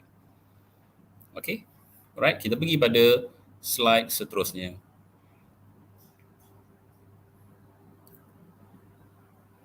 Okay, fire emergency. So fire emergency tools yang biasa ada biasanya dia bukan semua benda ada, tapi ada kitchen yang ada satu bahan, dua bahan ataupun mungkin dia ada semua bahan. Satu ialah fire blanket. Fire blanket ni biasanya dia akan ada dekat luar kitchen. Dia akan luar kitchen, sama ada kitchen hotel ataupun kitchen akademik. Dia akan ada dekat luar, tapi tak semestinya ada lah. So kalau bila berlaku kebakaran, kalau fire blanket ni dekat dengan kita kena ambil fire blanket ni, kita kena basahkan dia. And then kemudian bila kita pakaikan kat badan kita, especially kepala lah. Kepala supaya kita boleh bernafas lagi. So kemudian bila dah tutup semua tu, kemudian seeloknya kita, kat tentera tu kita panggil apa? Dia baring dekat lantai, dia berjalan tu. Dia merangkak lah. Dia merangkak, maknanya dah fire blanket ni dah dibasahkan, awak tutup kepala awak ni, awak kena merangkak keluar daripada kitchen. Sebab api ni biasanya dia akan burst, dia akan naik ke atas. Dia jarang mula kat bawah, dia akan mula kat atas dulu. So bila dia mula kat atas tu, biasanya awak kena ambil lantai lah. Awak kena ambil lantai jalan. Tapi janganlah awak, ini common sense lah. Bila contohnya macam bila awak merangkak tu, memang dah ada runtuhan kat situ. Bila dah ada runtuhan kat situ, jangan merangkak ke situ. Maksudnya awak kena berjalan lah. Kena berjalan, tukar laluan. X ataupun kapak lah. Kapak ni biasanya dua tempat, sama ada dalam kitchen ataupun di luar kitchen. X ni biasanya kapak ni untuk pecahkan sesuatu, untuk buka laluan. Kalau contohnya macam pintu kita ni dah runtuh tapi tak terbakar, dia dah runtuh, maknanya dia punya tombol tu tak boleh nak buka. So awak ambil kapak tu, pecahkan dia punya tombol dia tu, pecahkan tu menggunakan kapak tu. Dan kapak ni biasanya dia letak dalam macam kabinet kaca lah. So memang awak kena pecahkan dia. Nak pecah ke, nak tumbuk ke, ataupun kalau ada alat, awak pecahkan menggunakan alat lah. Pecah menggunakan alat tu, bawa keluar kapak tu. Kalau kitchen kelas akademik kita tak ada kapak lah. Kita tak sampai kepada kes macam gitu sebab kita tak gunakan chemical yang very serious chemical. Itu kejap lagi lah jenis-jenis api ya. Kemudian fire extinguisher. Biasanya fire extinguisher kena ada kalau contohlah ada satu bangunan tu, dalam satu bangunan tu ada satu koridor dan satu koridor tu ada 2 kitchen. Biasanya satu dah memadai tapi ada yang dia letak satu untuk setiap dapur. Itu lagi bagus. Dan fire extinguisher ni biasanya setiap 6 bulan. Setiap 6 bulan kena dipantau dan diperiksa sama ada oleh bomba ataupun oleh kontraktor. Contohnya macam kitchen kita ni dia ada satu automatic trigger system. Satu automatic trigger system bila contohnya macam bila berlaku kebakaran, dia ada satu, kalau perasan lah, dia ada macam satu panel dekat blok 15, satu lagi panel di blok hotel. So dua-dua panel ni dia akan ada ignition dia. So bila ignition tu dia dah ada satu level asap yang banyak, ignition ni dia akan hantar automatik, dia hantar dekat telefon. Biasanya telefon ni telefon rektor lah. Rektor saja yang ada authorization, dia akan tahu ada kebakaran. Dia dapat tahulah yang person in charge ni biasanya 2 orang. Satu yang bina sistem tu, kontraktor kita. Satu lagi ialah pihak rektor. Rektor tahu dan kontraktor tu tahu. So berlaku kebakaran dekat bangunan kita. So itu automatik lah. Kalau katalah rektor kita ni outstation, dia akan dapat message. And then kemudian dia akan bagi tahu bomba.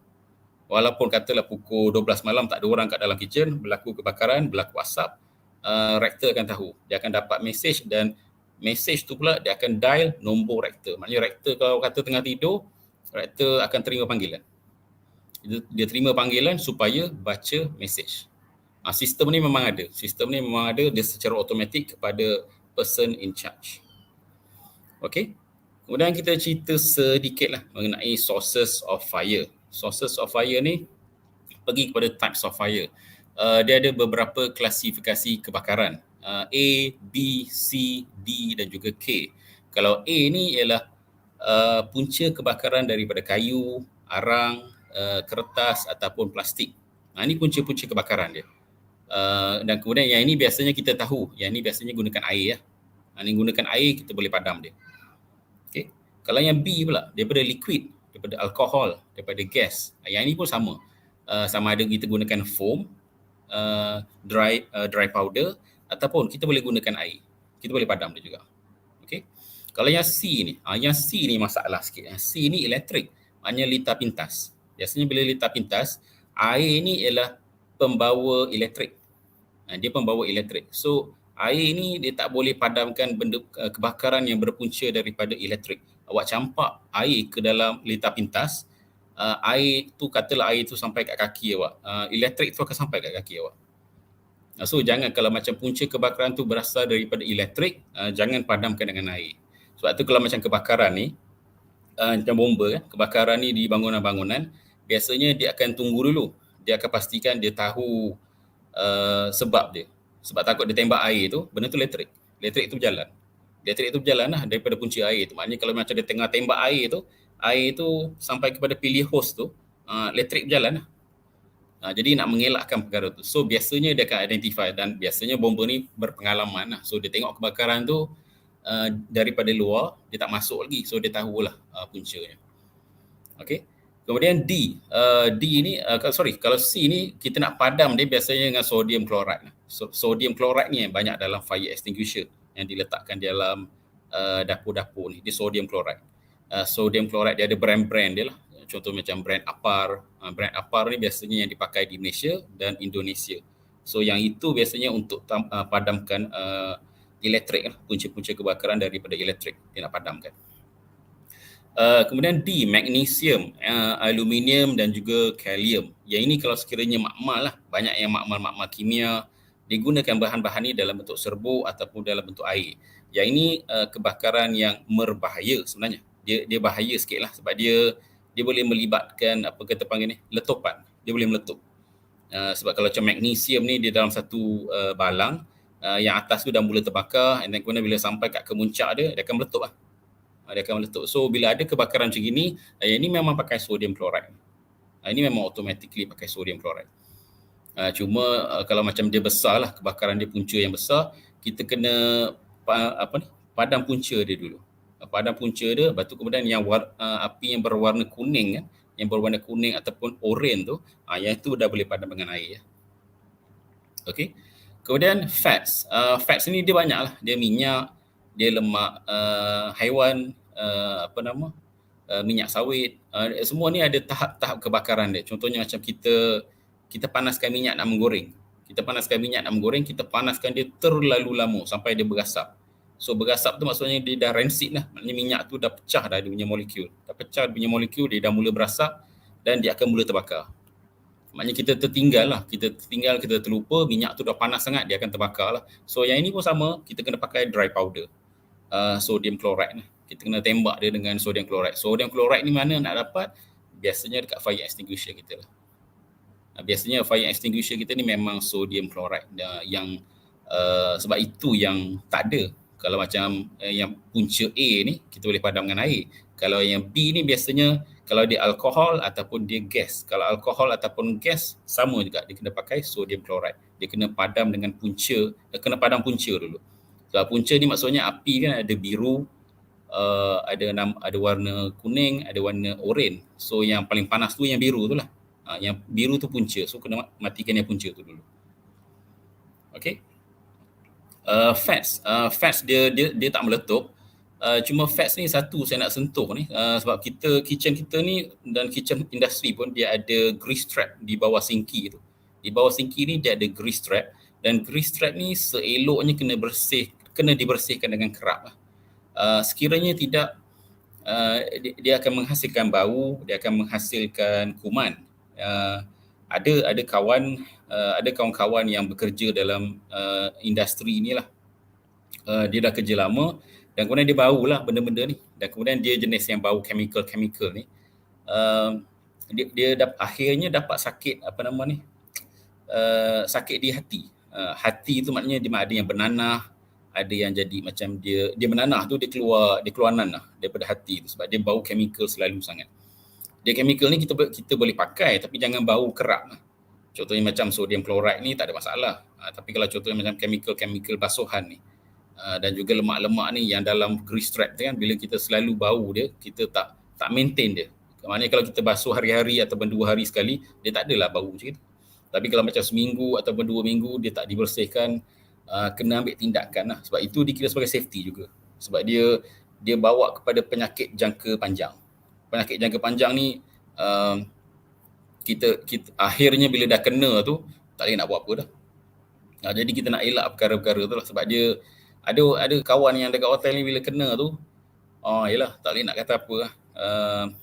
Dia pergi sedut yang dekat ulu hati tu, nanah tu, dia keluar kat sekilo nanah tu keluar. So yelah kesian lah, nak macam mana kan.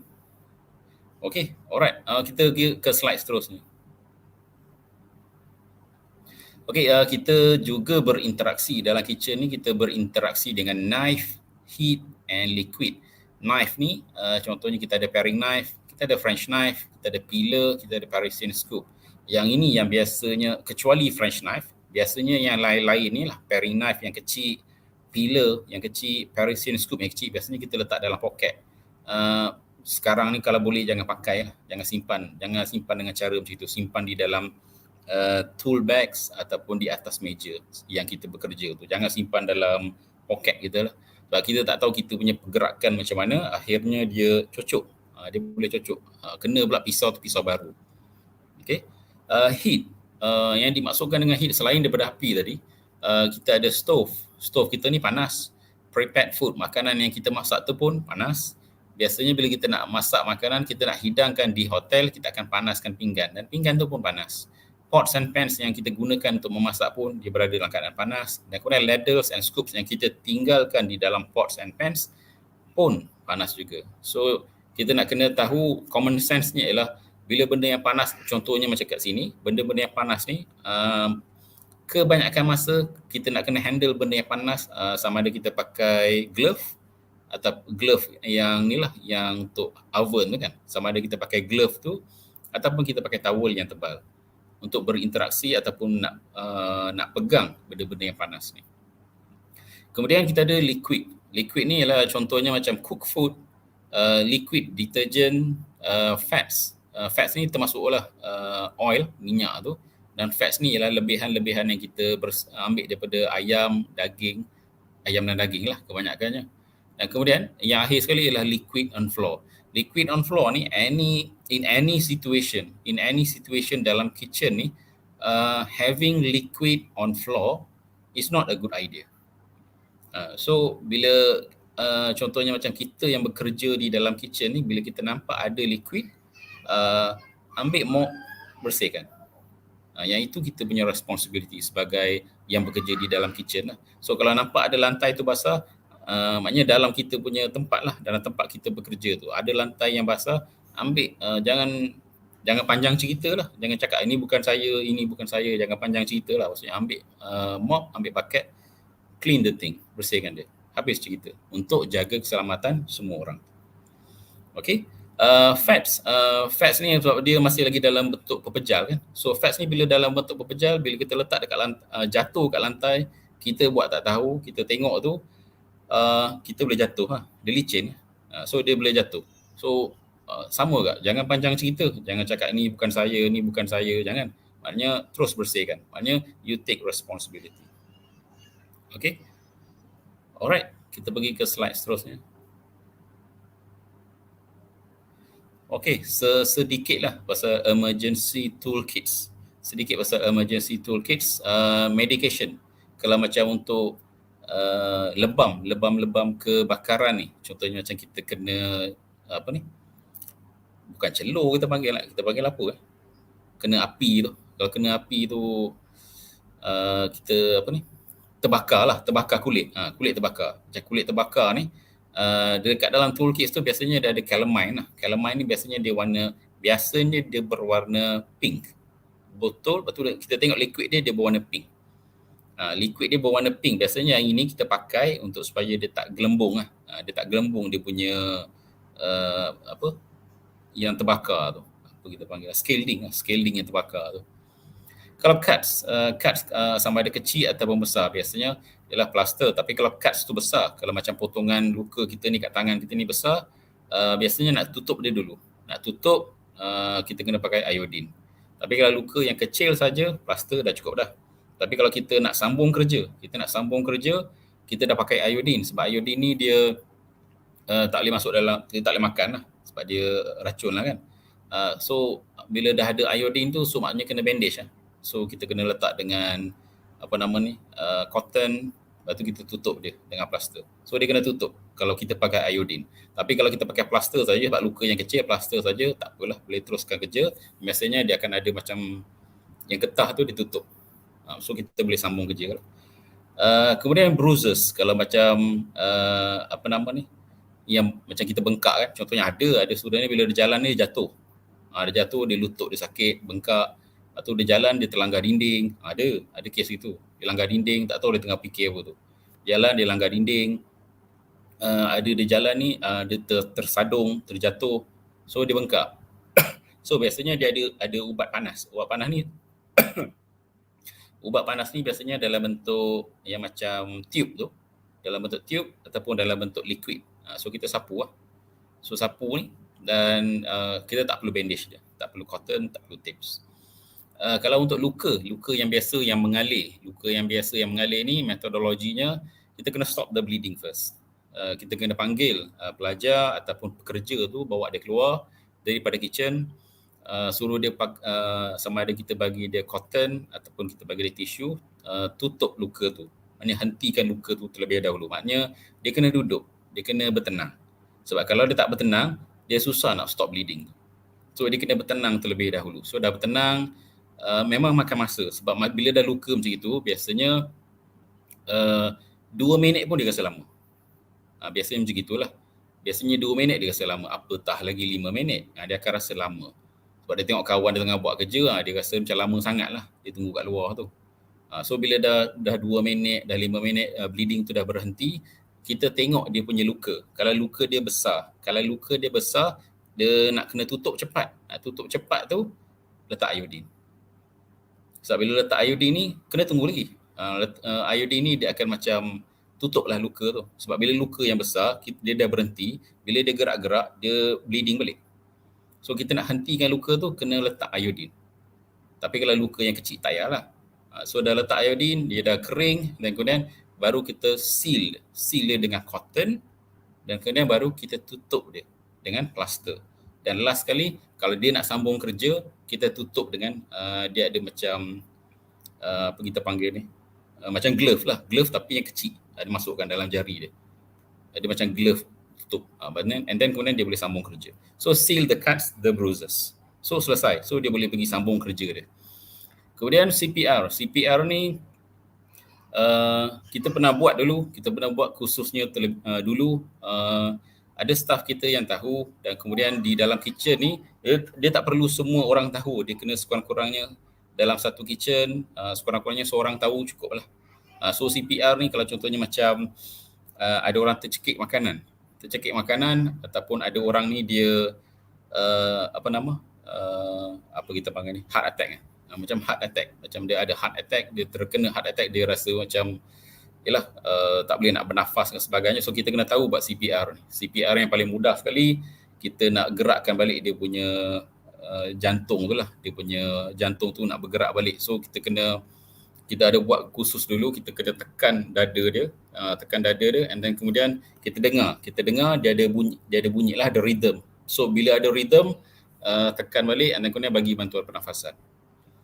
So kita ada buat latihan tu dulu, dan kemudian kalau contohnya macam semua yang tengok ni tak ada masalah, tak perlu pergi khusus. So awak sekurang-kurangnya awak tengok dekat YouTube, tengok cara nak buat dia. So sekurang-kurangnya bukan apa, ini bukannya kita akan gunakan hari-hari, cumanya kita bayangkan tiba-tiba ada orang ni dia terkena serangan jantung kan. Dia terkena serangan jantung depan kita, kita tak tahu nak buat apa.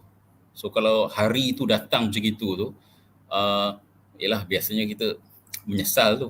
So kita tak tahu nak buat apa kan. So sekurang-kurangnya ambil tahu sikit lah. Kena pula macam dalam kitchen ni kita bekerja, kita bergerak, sibuk kan. Bila sibuk, bila stres, tiba-tiba ada kemungkinan dia boleh jadi macam itu. Kita terkena serangan jantung. So bila ada pengetahuan CPR ni yang basic, dia tak susah mana pun, tengok YouTube insya-Allah boleh faham dah. So kita ada kefahaman tu, InsyaAllah dalam keadaan emergency, sebab kita pun tak nak buat benda ni hari-hari biasa kan. Kita akan buat benda ni bila hari yang betul-betul kecemasan. Tapi sekurang-kurangnya kita ambil pengetahuan tu. Maknanya dengan matlamatnya sekurang-kurangnya orang sekeliling tahu, dia ni tahu buat CPR kalau apa-apa. Sebab kalau orang yang sakit jantung ni dia rasa lega lah, ni ada kawan ni seorang ni dia tahu buat CPR. Saya ada sakit jantung. Contohnya gitulah. Gitu. Maknanya dia rasa selamat sikit. Dia ada dekat kitchen bersama-sama dengan kita. Okey, rasanya tu sajalah. Ada slide lagi kita? Okey, rasanya tak ada. Jadi nak cakap ni, bila kita berada dalam kitchen ni, dia macam-macam elemen. Elemennya ialah contohnya macam dia ada api, dia ada air, dan kemudian dia ada benda yang tajam. So bila ada elemen-elemen macam ni, kita punya common sense, kita punya deria ni kena sedikit cekap. Dia kena cekap sedikit lah. Dia kena cekap sikit supaya bila ada haba, kita tahu nak bertindak balas macam mana. Bila benda yang tajam. Satu lagi, pisau. Pisau ni bila kita bawa ni, contohnya macam daripada satu tempat ke satu tempat yang lain, pisau ni, ini pisau, ini pemegang dia. So biasanya bila kita nak bergerak daripada point A ke point B, pisau ni jangan pernah dalam keadaan 180 darjah ataupun dalam keadaan atas. Dia mesti kat bawah. Pisau sentiasa berada di bawah bila kita nak bergerak daripada meja 1 ke meja 2 ataupun daripada point A ke point B. Bila nak bergerak tu, dan matanya tidak kena kat badan kita dan mata kita tak kena. Maknanya dia dalam keadaan neutral, dalam keadaan terapung, dan kita pegang kat bawah. So bila kita bawa pisau ni dalam keadaan macam itulah. Jangan bawa macam gini. So ada kes dia bawa paring knife macam ni, pelajar semester 1 dia bawa pisau macam ni, dia tercocok kawan dia. Sebab dia bergerak laju, physical movement dia laju, dia jenis orang yang jalan laju. Bila dia jalan laju, dia pergi cocok kawan dia. Ialah bila kitchen semester 1, baju chef uniform yang baru, so bila cocok darah keluar memang warna yang merah betul lah. Sebab dia mewarnai chef jaket yang putih tu. So kena pula ada kawan yang tak boleh tengok darah, pengsan, macam-macam cerita lah. So nak mengelakkan perkara-perkara macam itu, pisau biasanya bawa menghala ke bawah. Okay, alright, itu saja daripada saya. Terima kasih.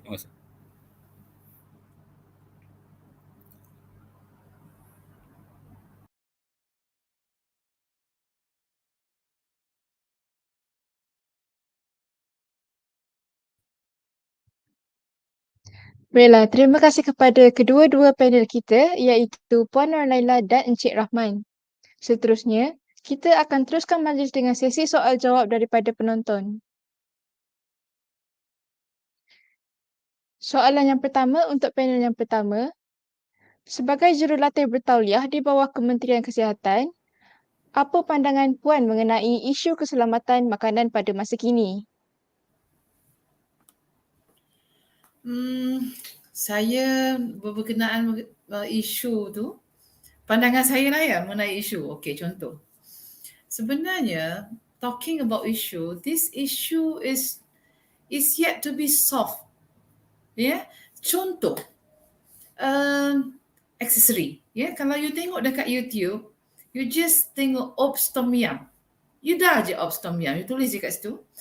You watch that video, you will see that this fella is a canteen, restaurant owner, dan dia masa hari pegawai kesihatan persekitaran, formerly known as inspektor kesihatan, datang melawat premis dia pakai cincin.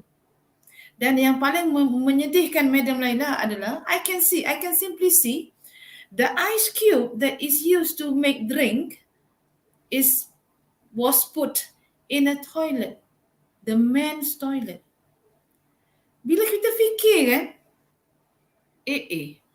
dia orang tak pergi ke? Kalau orang Kedah kata depa tak pi ke? Depa tak pi kursus ke? Nak habaq pi?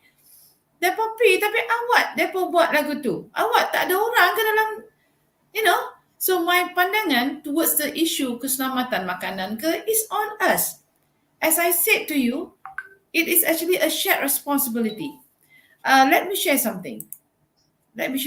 Kalau ada masa sedikit, saya nak share sedikit. Sebab tadi, masa you buat tadi, is actually, I tak kesempatan sebab your friend dah upload I punya tu, ya Allah Akbar, my slide. In fact, saya ada tambah satu slide lagi. Saya harap bagi saya masa sedikit. So kalau tak tengok slide ni, Madam Laila bukan nangis, tapi Madam Laila rasa frustrated sedikit. Ya? Yeah? Okay, I cannot see you. I cannot say whether you can see the slide or not. Nanti kejap. There was an issue on your file. Please try again. Tak apalah. Saya buat di penghujung tadi adalah jawapan dia to settle the issues is our shared responsibility. Makna kata saya, I'm just teaching, but I can do the monitoring. One of my idol ialah Encik Wazir Khalid, pegawai persekitaran di Kepala Batas Pulau Pinang. He's doing his very good job. Tapi orang tu, the owner, all the pekerja kind of thing lah. So that is what my point is. I do not know whether I answer your questions or not. Any more questions? Yes. Okey. Penjelasan yang sangat menarik daripada Puan Nur Laila. Untuk soalan seterusnya, Puan mempunyai saluran YouTube sendiri iaitu Madam Laila's Channel. Boleh Puan beritahu kami apa yang Puan ingin orang awam tahu tentang isu keselamatan makanan? Okay. Like I said just now kan, saya ada channel dan last year saya ada post satu video. Jadi apa yang saya nak public tahu ialah yang pertama dia orang kena tahu that all food handlers got to go for the food handling course yang 3 jam dan dia kena ada typhoid injection. Satu lagi sebenarnya tujuan saya kat channel saya tu kelakar. Kadang-kadang Madam Laila gigi jarang. Macam-macam orang cakap. Tapi tak apa. Bagi saya, it's not the matter. Hari ni topeng tak apa. You can see my real me when I'm at the faculty. But to me is, what I'm doing is to increase awareness. Bagi saya YouTuber, you can be a YouTuber, buat macam-macam konten lah. Up to you. Prinsip saya adalah bukan nak mengajar orang, tapi nak meningkatkan kesedaran. What is actually food safety? Apakah itu makanan sihat? Apakah itu characteristic of good diet, moderate, balance, adequate? Tu benda-benda macam tu. And at the same time, I nak cuba konten yang I akan datang, I'll try all my very best. Tapi siapalah saya? But I really need my students to be my soldier of fortune. You know what is it? You help me. Tugas saya sebagai, biarlah YouTuber tua pun tak apa. Better late than never. Sebab Madam Laila tak mampu tulis buku. So that is one way how I can share my experience. Itu sajalah kot. Peranan Madam Laila channel saya itu, kalau tengok kelakar macam-macam konten ada kat situ. Especially adult ADHD lah. Sebab konten saya yang aim adalah adult ADHD and autism. Okay. Anything? Atau Okay. yes. Okay, baik. Seterusnya kita akan ke soalan untuk Encik Rahman. Soalan yang pertama, apakah langkah keselamatan yang perlu dititik beratkan sebelum memulakan pekerjaan di dapur? Okay, baik. Bila dalam kitchen, bila kita nak mulakan any jobs lah as a chef ni kat dalam kitchen, benda pertamanya ialah kita nak kena tahu punca. Kita nak kena tahu punca haba, punca elektrik, punca gas, di mana switch dia. Kita nak kena tahu tu terlebih dahulu. So sekiranya berlaku kebakaran ataupun berlaku leaking, kita tahu nak switch off kat mana. Saya perasan masalah ni kerap di kalangan di industri pun sama, di kitchen academic pun perkara yang sama. So bila berlaku kebakaran, diorang tak tahu kat mana nak switch off.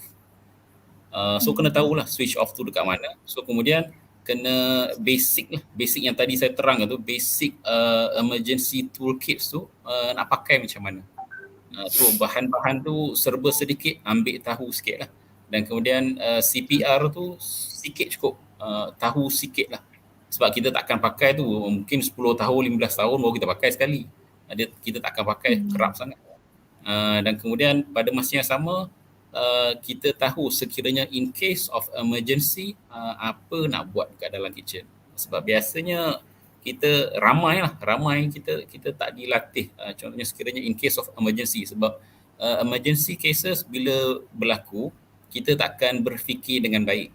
Biasanya kita takkan berfikir dengan baik lah. Tapi bila ada latihan, kita akan respon mengikut kepada pengetahuan kita.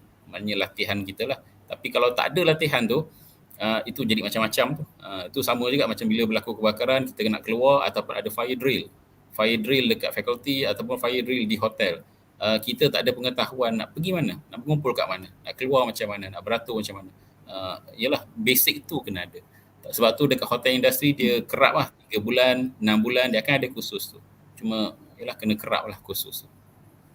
Itu saja. Okey, terima kasih atas segala info yang sangat menarik daripada Encik Rahman. Seterusnya untuk soalan yang kedua, apakah langkah pertama yang perlu dilakukan jika terdapat kemalangan seperti pekerja melecur di tangan? Kalau melecur biasanya kita keluarkan dia daripada tempat insiden. Dia mesti keluar daripada tempat insiden terlebih dahulu. Kalau kitchen, kena keluarkan dia keluar daripada kitchen, dia kena duduk. Lepas tu dia kena tempat yang ventilation. Mesti tempat yang ada pengudaraan yang baik lah. Dan kemudian biasanya dia kena benda yang scalding dekat tangan tu kena air yang banyak. Dia kena expose dengan air yang banyak supaya dia punya temperature jatuh. Dia temperature jatuh and then kemudian kita tak nak dia kembang.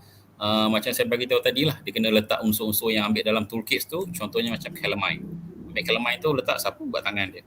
Dan sapu kat tangan tu and then dia ada sekejap dia kena bertenang dulu. Itu yang paling penting, dia kena bertenang. So and then kemudian kita tunggu dia. And then kemudian sama ada kita nak hantar dia ke hospital ataupun bilik rehat dan sebagainya. Tapi biasanya kalau scalding yang kuat ataupun tinggi tahap kebakaran tu kat tangan tu, biasanya kita tak bagi dia kerja dah. Kita suruh dia balik. Itu saja. Alright. Okey, baik, terima kasih. Seterusnya soalan untuk Puan Nur Laila. Apakah standard kualiti makanan yang selamat dan sihat? Okay, talking about standards ni kan, madam kena pergi tengok kat Codex Alimentarius lah, ya, dekat Food Hygiene Regulation, ya. Tapi apa yang saya faham about the food standards is, yang pertama is on the kind of the do's and don'ts tau. Ya, sebagai contoh, ya. GMP sebagai contoh. It's one of the standard, nampak tak? Bila kita ada GMP, kita tengok apakah layout bangunan yang betul. Saya teringat ya, Rahman, kalau saya boleh share dengan Rahman ya, Hospital Tunku Ampuan Afzan, kalau awak pernah teringat ya, dia punya kitchen dia pernah bukan ditutup, tak lulus GMP sebabnya dia punya selalu gas tu yang pipe gas tu dekat lantai. So maknanya itu dia boleh mencederakan. So meaning to say, standard quality, if you have to abide by all the standards. GMP talks about the lighting kind of thing, the ventilation, everything. Itu adalah standard yang kena diikuti. Okay, HACCP is when it comes into from farm to the table, where you identify the risk, everything. Yeah. Okay, again, when it comes into good hygiene practice, we talk more on the food handlers. Yeah, macam 3 benda yang I cakap tadi lah. To me, it's thinking or talking about the standards in the food safety. It can be many. Yeah, yang international standards pun ada. We have the Malaysian standards pun ada. Tapi jangan lupa, anything to do it with MS. Kalau MS 22,000 lah. We talk about not just safe, quality, and also halal. Itu yang saya faham. Ya. Okey. Ya. Okey, baik. Terima kasih Puan Laila. Untuk soalan seterusnya, bagi Encik Rahman, berapa kali dalam setahun sepatutnya maintenance datang dan memeriksa keadaan kitchen untuk memastikan kitchen berada dalam keadaan baik tanpa kerosakan? Okey, baik. Dia sepatutnya dia dalam keadaan 4 bulan sekali. 3 bulan sekali. Dia keadaan 3 bulan sekali. Tapi ada hotel yang dia buat 6 bulan sekali. Dia ikut dia sebaiknya 3 bulan sekali lah. Maknanya setahun tu 4 kali. Tapi ada yang kekangan kontrak sebab yang datang kerap ni kena bayar mahal lah. So biasanya setahun 2 kali lah. Yang itu normal. Setahun 2 kali. Okey.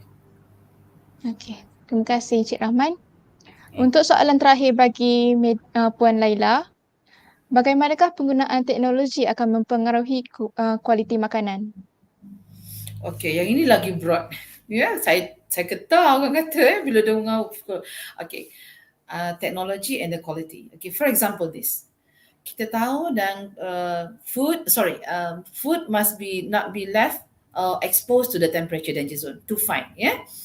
Tapi dekat rumah kita, for example, when it comes into food, I think not just my rumah lah, rumah you pun sama. Tanyalah mak you, kadang makanan yang malam tadi, after dinner, Man, it will be kept until tomorrow morning. So to me, the use of technology in order to maintain the safety of food or the quality of food is, kita tahu sendiri, and the use of microwave oven, itu my favorite item lah, Man. Kalau husband saya pernah usik saya, dia kata, Madam Laila kalau pergi hotel pun kalau boleh dia nak bawa angkut dia punya microwave. Sebab tu kat homestay saya, sorry to say, benda yang wajib saya adakan pertama adalah my microwave oven. Apa guna je? Before I eat, I will reheat the food. That is the use of technology. Okay, second technology. Tak payah cakap lah, freezer, blast chiller, cook chill. Why this? Because this is to monitor the temperature so that it is not exposed to danger zone. So banyak, in fact, teknologi yang kadang-kadang Madam tak tahu pun oven korang. Kesian Madam Laila tak tahu masak. Tapi those are the things, yeah. The freezer, the chiller, the many types. Yang kadang-kadang I kena belajar dengan my anak kesayangan, my Syahrukh Khan. Yeah, Rahman, yeah. Because I have no ideas in terms of technology. Tapi itulah yang saya nampak. Yeah. So mainly technology is, for example, to keep your food last longer. For example, we have enzymes. Yes, vegetables and fruits have enzyme. So how are we going to delay the deterioration of food or the food spoilage? Yeah, we have refrigerator, so delay. And then ada student tanya ke I, Madam, kalau parasite macam mana, Madam? Parasite tu macam cacing-cacing, the microscopic, macam tu lah, the very small one. Senang je. Very simple. You put the food, the chicken or the meat in the freezer, or maybe the fish, ada parasite dekat dalam. Katalah Trichinella spiralis, kita tak makan babi kan, we don't eat that. Maybe Tania saginata. Tania saginata is in beef. So bila you dah keringkan dia, padan muka dia kering dan dia mati. That is how you not just temperature control, but you are controlling all the FATTOM. You know, the moisture content, the oxygen content. You have the modified atmosphere packaging. These are all technology. Apa yang you baca hari ini, belajar, I need you to understand.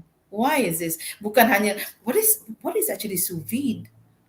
Without knowing that is something to do with oxygen. So itulah kot. Nanti I bagi lecture lagi. Yeah. Okey, baik. Terima kasih Puan Nur Laila atas penjelasan yang amat padat dan jelas itu tadi. Beralih kepada soalan terakhir untuk Encik Rahman. Jika berlaku kebakaran di dalam kitchen, apakah perkara pertama yang perlu dilakukan? Bila berlaku kebakaran, satu perkara. Kalau contohnya kita tahu punca kebakaran tu ialah gas ataupun punca kebakaran tu ialah elektrik, kalau kita boleh matikan, kita boleh capai punca tu, maknanya kita boleh switch off tu, kita buat tu dulu. Kita pergi capai punca tu dulu, matikan gas ataupun matikan sumber elektrik tu. Kalau tak boleh tu maksudnya kita kena keluar lah. Kita kena keluar tu kalau sekiranya ada fire blanket. Kalau tak ada fire blanket yang boleh dibasahkan, kitchen towel kita ni kita kena basahkan, kita kena letakkan kat kepala. So sekiranya diizinkan dalam keadaan tersebut kita boleh berjalan, kita berjalan keluar. Kalau sekiranya kena berlari, kita kena berlari. Kalau sekiranya kita kena merangkak, kita kena merangkak, cari jalan keluar terlebih dahulu. So sekiranya pintu ataupun exit dia block. So tengok dulu kalau macam pintu tu, exit tu kalau boleh dipecahkan. Sebab kita nak kena keluar daripada kawasan tu dulu sebab asap akan berkepul ke atas. Jadi kalau sekiranya asap dah mula ada ke atas, awak kena baring lah. Kita kena baring, kita kena crawling. Sebab kalau asap tu dalam masa kurang daripada 1 minit, kita boleh pingsan. So kita nak mengelakkan perkara tu lah. So kalau contoh macam kita kena crawling, kita crawling lah. Tapi kalau macam asap tak ada lagi, kita boleh berjalan, exit dulu. Kalau exit tu tak boleh dipecahkan, kena baring. Kita kena baring untuk dapatkan oksigen sebab asap akan naik ke atas. So asap naik ke atas, tak boleh nafas dah. So kena baring lah sementara tunggu bantuan. Tapi sebaik mungkin cuba exit daripada punca tu. So 2 perkara, saya ulang lah. Sama ada satu, yang pertama tadi kita matikan punca kebakaran tu sebab tenaganya ialah sama ada elektrik ataupun gas. Kalau contohnya punca kebakarannya ialah bahan-bahan macam aluminium, macam zinc, macam benda-benda gitu. Benda-benda gitu kita tak boleh nak sentuh lah tu. So itu memang kena keluar. Sebab itu kena pakai dry powder. So kalau macam dry powder tu, kalau kita tak ada fire extinguisher, biasanya fire extinguisher ni kalau kitchen kita dekat luar. So kena keluar dulu lah. Kena panggil pegawai insiden. So kalau kita tak ada latihan untuk buka fire extinguisher, jangan cubalah. Kadang-kadang bila dia cuba, ada kes dia cuba tu, tembak tu benda tu, fire extinguisher tu leaking, tembak kat muka. Dry powder tu tembak kat muka. So bahaya lah sebab kita tak tahu dia punya pressure tu banyak mana kan. Okey, itu saja. Right. Okey, baik. Terima kasih Sir Rahman. Untuk soalan terakhir kita dapat daripada penonton iaitu Sir Bob Sujairi untuk Encik Rahman. Soalan untuk Sir Rahman, perlukah ada kestabilan mental dalam bekerja di dalam kitchen? Ya, memang kena ada kestabilan mental. So kestabilan mental ni paling, kalau saya boleh advice untuk chef-chef ni, kalau boleh terima lah. Kalau chef-chef ni, kalau saya punya advice ialah bila habis kerja lah. Jangan bawa balik rumah. Kalau sama macam kalau kat rumah ni, contohnya macam nak pergi kerja tu jangan bawa urusan rumah tu pergi kerja lah. Jangan campur lah. So sebab nanti stres tu jadi double nanti. So asingkan lah. So kalau menjawab pada persoalan dia, kestabilan mental, yes, kena ada sebab we need to be mentally very, very strong. Itu saja. Okey, baik. Terima kasih Encik Rahman. Setelah mendengar ucapan daripada kedua-dua panel kita tadi, kita dapati bahawa keselamatan makanan adalah tanggungjawab semua dan kita hendaklah sentiasa berjaga-jaga apabila makan sesuatu makanan, terutamanya apabila kita makan di luar seperti di restoran. Selain itu, kita hendaklah sentiasa berhati-hati apabila berada di dalam kitchen, terutamanya semasa mengendali peralatan yang tajam. Safety first adalah perkara pertama yang kita perlu kekalkan, baik untuk diri sendiri maupun orang sekeliling.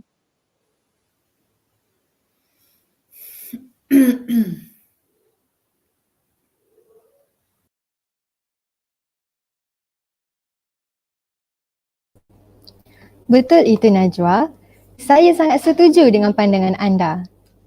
Dengan berakhirnya sesi soal jawab itu tadi, maka berakhirlah webinar kita pada malam ini. Sekali lagi, saya ingin merakamkan jutaan terima kasih kepada panel-panel jemputan kita serta rakan-rakan sekalian kerana sudi hadir pada webinar kami pada malam ini.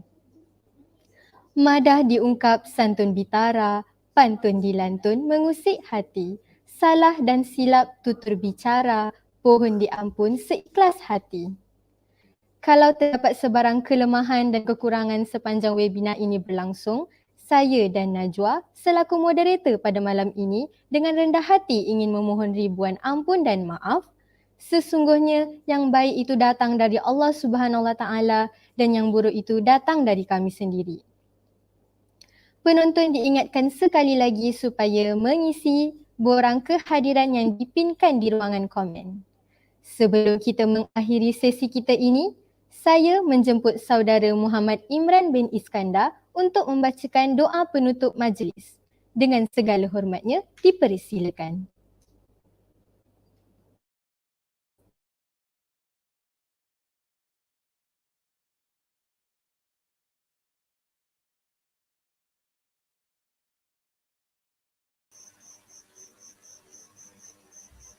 Kita sudahi program kita pada malam ini dengan tasbih, kafarah dan surah Al-As. Subhanakallahumma wa bihamdika asyhadu an la ilaha illa anta astaghfiruka wa atubu ilaik. Bismillahirrahmanirrahim. Wal as innal insana lafi khusr illa allazina amanu wa amilus solihat wa tawasaw bil haqqi wa tawasaw bis sabr. Amin ya rabbal alamin.